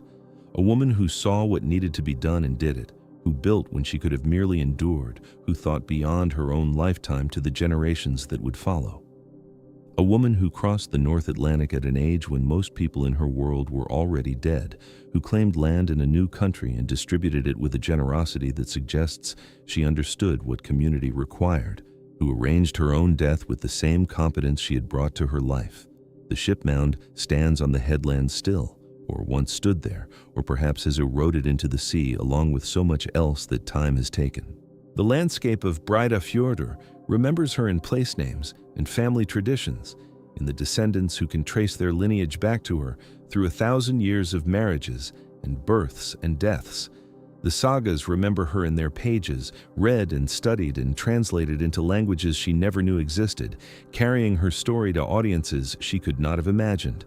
The memory persists, imperfect and incomplete, but real. A woman's life preserved against the usual erasure, a proof that some things endure. The standing burial was the final statement. Upright in her ship, facing whatever direction the burial crew chose for her, she remained what she had been, present, vertical, refusing to lie down. The mound rose over her, and the seasons passed, and the grass grew thick on the earthen dome, and the cattle grazed around it, and the generations followed one another in the longhouses of Hvamr. She did not see any of it. She was past seeing. But she was there, beneath the ground, still technically standing in the remains of her ship as the wood rotted away around her and the bones settled into whatever configuration centuries of pressure and decay produced. Still there, still marking the place. The question of what it meant to be buried standing has occupied scholars for generations, and the answers they have produced tell us more about their own assumptions than about 9th century Norse belief. Victorian antiquarians saw in the standing burial a refusal to submit to death, a final defiance against the inevitable, and they approved because defiance was a value they understood. Later, scholars suggested more pragmatic explanations, that the vertical position simply made better use of the ship's limited interior space, that it was a matter of geometry rather than symbolism. Still, others have argued that the standing burial indicated a particular kind of spiritual status, that Aud was being positioned not as a corpse awaiting resurrection, but as a guardian, a watcher, someone whose work was not finished even though her body had ceased to function. The truth is that we do not know. We have no contemporary texts explaining the meaning of the standing burial, no Norse theological treatise that sets out the cosmological significance of the vertical position. We have only the fact itself, preserved in the sagas. She was buried, standing in her ship. What she intended by this, what her community understood by it, what beliefs about death and continuity and presence animated the choice, all of this has been lost. The ritual has survived, the meaning has not. But if we cannot recover the precise theological content of the standing burial, we can at least observe its practical effect on memory. Aud's grave became a landmark. The ship mound on the headland was visible from the water, visible from the surrounding farms, visible to anyone approaching Hvamr by sea or by land. It announced her continued presence in a way that an unmarked grave or a distant cemetery burial could not. For generations, the people of Breiðafjörður would have looked up at the headland and seen the mound, and they would have known who was beneath it, and they would have told the story to their children, and the children would have told it to their children, and so the memory would have passed down through the centuries until someone finally wrote it in a book. The standing burial was, in this sense, a technology of remembrance. It was a way of ensuring that the life it commemorated would not be forgotten, that the woman who lay beneath the turf would remain present to those who came after. And it worked. Here we are, 1,000 years later, still talking about her.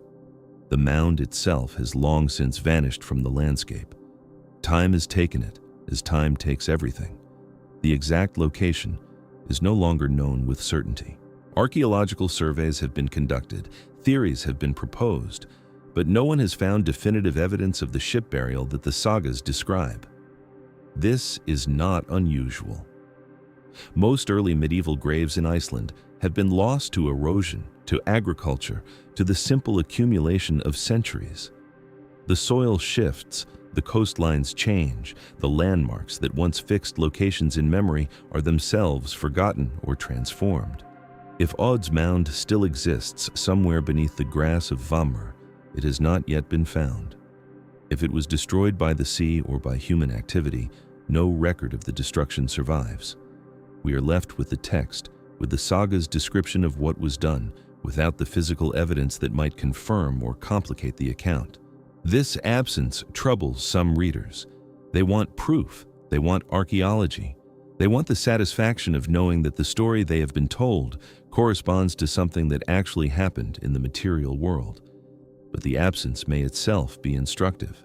It reminds us that most of history leaves no physical trace at all, that the vast majority of human lives have been lived and lost without any permanent record, that what survives in texts and traditions is always partial, always selective, always shaped by the interests and assumptions of those who chose to preserve it. Aud survives in the written record because her descendants were powerful enough to ensure that she was remembered, because the saga tradition valued her story enough to include it, because the circumstances of her life were dramatic enough to merit narration. But for every Aud whose story was preserved, there were thousands of women whose stories were not. Women who crossed the same seas and settled the same lands and raised the same children and died the same deaths, but whose names and circumstances have vanished entirely from the historical record. The women who worked in her household, who helped her build the secret ship in Caithness, who made the crossing with her and settled on the land she distributed, who attended her funeral and watched the mound rise over her body. They are gone. They left no monuments. They wrote no books. They appear, if at all, as anonymous presences in a story that is not about them, background figures in someone else's narrative. The silence that surrounds them is the normal condition of the past. It is Aud's audibility, not their silence, that requires explanation. The explanation, to the extent that one can be given, lies in the structure of medieval Icelandic society and the purposes for which the sagas were composed. Iceland in the 12th and 13th centuries, when the sagas were being written down, was a society intensely concerned with genealogy, with property rights, with the legitimacy of claims to land and status. The sagas served, among other functions, as a kind of collective memory for the Icelandic elite, a record of who had settled where, who had married whom, who had descended from which founding figures. Aud was useful to this project because she was a beginning, a point of origin, a woman from whom dozens of prominent families could claim descent. To write her story was to validate those claims, to establish the antiquity and respectability of the lineages that traced themselves back to her. She survived in the record not because she was the most virtuous or the most interesting woman of her generation, but because she was the most useful. Her story served purposes that extended far beyond the biographical, and those purposes ensured its preservation. This does not mean the story is false. It does not mean that Aud was invented or that the details of her life were fabricated to serve later interests. It means only that the survival of the story was not accidental, that forces larger than any individual's appreciation of a remarkable life were at work in its transmission. The same forces that preserved Aud's memory are the forces that erased the memories of the anonymous women who traveled with her. Selection was always operating, and it was always selective in favor of power, of lineage, of the kinds of continuity that mattered to the people who controlled the written record. Aud survived the selection because she could be useful. The others did not survive because they could not be. But usefulness to later genealogists does not exhaust the meaning of Aud's story. nor does it explain why the story continues to resonate with audiences who have no stake in Icelandic property claims. There is something in the narrative itself that speaks beyond its original context, something that readers and listeners in different centuries and different cultures have recognized as valuable in its own right. The image of the old woman building her ship in secret, gathering her household, crossing the ocean, claiming land, distributing it generously, arranging her own death with the same competence she brought to everything else. This is not a story that survives merely because it was useful. It survives because it is, in some enduring sense, admirable. It presents a model of human possibility that audiences across centuries have found compelling. A woman who refused diminishment, a woman who acted when action seemed impossible, a woman who built when the world expected her to grieve. Whether this admiration is justified is a question the careful historian must at least ask. The sources available to us are limited, biased, written centuries after the events they describe by people with their own agendas and assumptions. We cannot verify the details of Aud's life with the certainty we might bring to more recent historical figures. The secret ship may be an invention or an exaggeration. The standing burial may be a literary flourish added by a later storyteller. The vast lands she claimed may have been smaller than the sagas suggest, or claimed through violence that the sources chose not to record, or dependent on the labor of enslaved people whose voices we will never hear. The moral simplicity of the narrative as we have it may be an artifact of saga convention rather than a reflection of historical reality. These are possibilities that honesty requires us to acknowledge, even as we tell the story, even as we find ourselves moved by it. And yet the story, even filtered through centuries of transmission and selection and embellishment, retains something that resists reduction to propaganda or genealogical utility. The details that survive are too specific, too peculiar, too characteristic to be entirely invented. The breakfast that served as a death announcement, the beached ship that served as a funeral site, the meal served on the shore to those who came to see her buried. These are not the kinds of details that a genealogist would invent to validate a property claim. They are the kinds of details that survive because someone, at some point in the chain of transmission, remembered them as significant, as worth preserving, as essential to the story of who Aud was and how she chose to die. They have the texture of memory, even if we cannot verify them as fact. They feel like something that happened, something that was witnessed, something that mattered to the people who were there. The morning of the funeral, if we can reconstruct it at all, would have been a community event of considerable significance. The death of a founding settler, of the woman who had claimed the land and distributed it among the families who now worked it, would have demanded acknowledgement from everyone in the district. They would have come from the farms she had given them, walking or riding along the paths that connected the scattered homesteads of Breiðafjörður, gathering at Famur to witness the burial of the woman who had made their lives possible. The thralls she had freed, if any of them still survived, would have been there. The grandchildren and great-grandchildren whose marriages she had arranged would have been there. The neighbors whose claims to land depended on her original distributions would have been there. A community assembled to mark an ending, to acknowledge what had been lost, to participate in the ritual that would transform a body into a monument. The ship on the shore. This was the vessel that had brought her from Caithness, or, so the saga implies, the knarr she had built in secret during those 2 years of planning and construction, while the world thought she was simply waiting for rescue. It had carried her across the Atlantic. It had carried her people, her household, her livestock, everything she had managed to salvage from the wreck of her former life. Now it would carry her into the ground, into the mound that would mark her presence on the headland for as long as the land itself endured. The ship had served its function as a vehicle of survival. Now it would serve its function as a vehicle of memory. She would have been dressed for burial. We do not know the details of Norse funeral clothing with any precision, but we can assume that she wore her finest garments, the dress and jewelry that marked her status as a woman of rank, the objects that would accompany her into whatever afterlife she believed awaited her. The grave goods that attended ship burials elsewhere in the Viking world included weapons, tools, textiles, provisions for the journey, everything a person might need to continue existing in some other form. We do not know exactly what was placed in Aud's ship, but we can imagine. The brooches that fastened her cloak, the rings that adorned her fingers, the personal objects that had accompanied her through decades of travel and displacement and beginning again. Things that she had touched, things that had mattered to her, things that would rot and corrode and eventually vanish entirely, but that in the moment of burial still carried something of her presence, something of the life that had animated them. They placed her in the ship upright, not lying down, not in the posture of sleep or of death, but standing or seated in a position that approximated standing, her body held vertical against the wooden hull of the vessel that had been her final vehicle.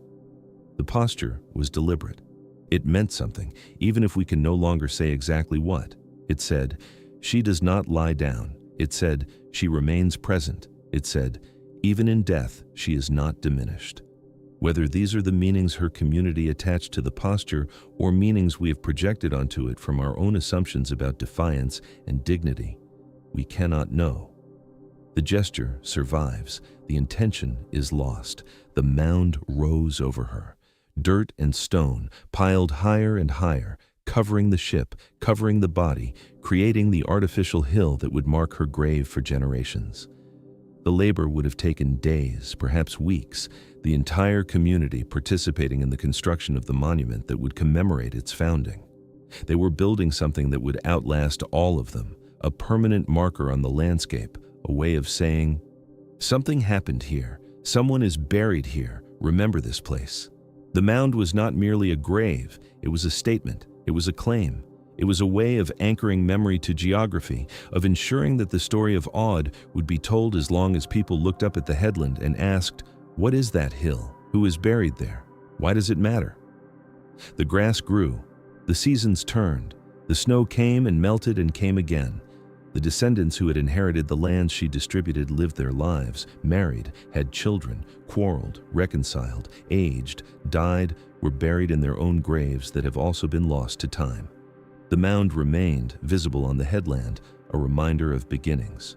Children grew up in the shadow of her grave, were told her story, passed it on to their own children, and so the chain of transmission continued, generation after generation, until someone finally wrote it down, and the story became fixed, became text, became the version we inherit today. We do not know how long the mound remained visible. Centuries, certainly. The sagas were composed 200 to 300 years after her death, and they describe the mound as though it were still a recognizable feature of the landscape.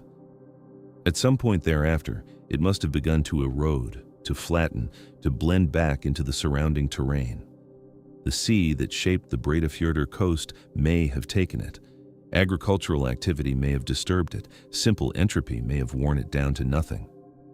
By the time modern archaeology began searching for Viking Age burials in Iceland, the mound was no longer findable. The landmark had become a memory. The memory had become a text. The text had become all that remained. This is the condition in which we receive her. Not as a body, not as an archaeological site, not as a physical presence that can be examined and measured and radiocarbon dated. As a story. As a sequence of words arranged on pages, describing events that happened over 1,000 years ago, preserved through a chain of transmission that we can only partially reconstruct. The woman is gone. The bones are gone. The ship is gone. The mound is gone. What remains is the narrative, the pattern, the shape of a life as remembered by those who came after. And yet the shape is enough. It has to be enough. Because it is all we have, and because the alternative is to abandon the past entirely, to declare it unknowable and therefore not worth knowing, to surrender the connection with those who came before. The shape tells us something true, even if we cannot verify the details. A woman sailed west. She built a ship in secret. She crossed an ocean in her 70s. She claimed land. She gave it away. She died standing up. These facts, or these approximations of facts, or these literary representations of facts that may have been different in their original form, constitute a kind of knowledge. Not the knowledge of the scientist who demands reproducibility and verification. The knowledge of the historian who works with fragments and silences and the ineradicable uncertainty of distant events. The knowledge of the listener who hears a story and finds in it something that resonates, something that matters, something that speaks across the centuries to concerns that remain urgent. The standing burial was her final statement. It was also ours, a decision made 1,000 years ago that this woman's life was worth commemorating, that her story was worth telling, that her memory was worth preserving against the usual erosion of time. The decision was not inevitable. It was made by people, by the descendants who remembered her, by the saga writers who included her in their texts, by the readers and scholars and translators who carried her story forward into languages and contexts she could not have imagined. At every point in the chain, someone chose to remember. Someone chose to transmit. Someone chose to value this life over the countless other lives that were allowed to vanish. The survival of Aud's memory is itself an artifact of human decision, a proof that forgetting is not automatic, that what the past preserves is determined by what the present values. We value her. That is the final truth that honesty requires us to acknowledge. We value her because she enacted a possibility that still seems rare and admirable. The possibility of refusal, the possibility of agency, the possibility of building in the face of loss. She lost her father, her husband, her son, her grandson, everything that should have defined her position in the world, and she refused to accept the diminished status that these losses implied. She built a ship. She crossed an ocean. She claimed a new life. Whether the building was as secret as the sagas suggest, whether the crossing was as dramatic, whether the claiming was as generous, we cannot finally know. What we know is that she did something, that she acted, that she refused the passive role that her world assigned to widows and elderly women, and that her community remembered her for it. They built a mound. They stood her upright. They told her story until someone wrote it down. And now, a millennium later, we are still telling it, still finding in it something worth preserving, still choosing to remember. The headland where she was buried overlooks the water. Even without the mound, even without any visible marker of her presence, the landscape itself preserves something of her story. The same sea that she crossed still beats against the same shores. The same light falls on the same rocks and grass and scattered farms. The same wind blows. A woman sailed out of that wind 1,000 years ago and claimed this place as her own. She is gone, and the mound is gone, and the ship that carried her across the ocean has rotted to nothing in some forgotten grave. But the land remembers, in its own way. The place names persist, the genealogies persist, the story persists, and somewhere beneath the grass, in a location we can no longer identify, in a position we can only guess at, the bones of Aud the Deep-Minded lie where her people placed them, still technically standing if standing means anything to bones, still marking a claim, still announcing a presence. She crossed the ocean. She buried her dead. She built what she could. She gave it away. The sea does not remember her. The sea does not remember anyone. The wind that blows across Breidafjörður carries no trace of the ships that once sailed there, no echo of the voices that once called across the water. The landscape is indifferent. The past is silent. What speaks is only memory, only the chain of transmission that connects us to what was, only the choice that someone made 1,000 years ago to remember this woman and not some other, to tell this story and not some other, to stand her upright in her ship and build a mound over her body and mark the place. The mound is gone. The place endures.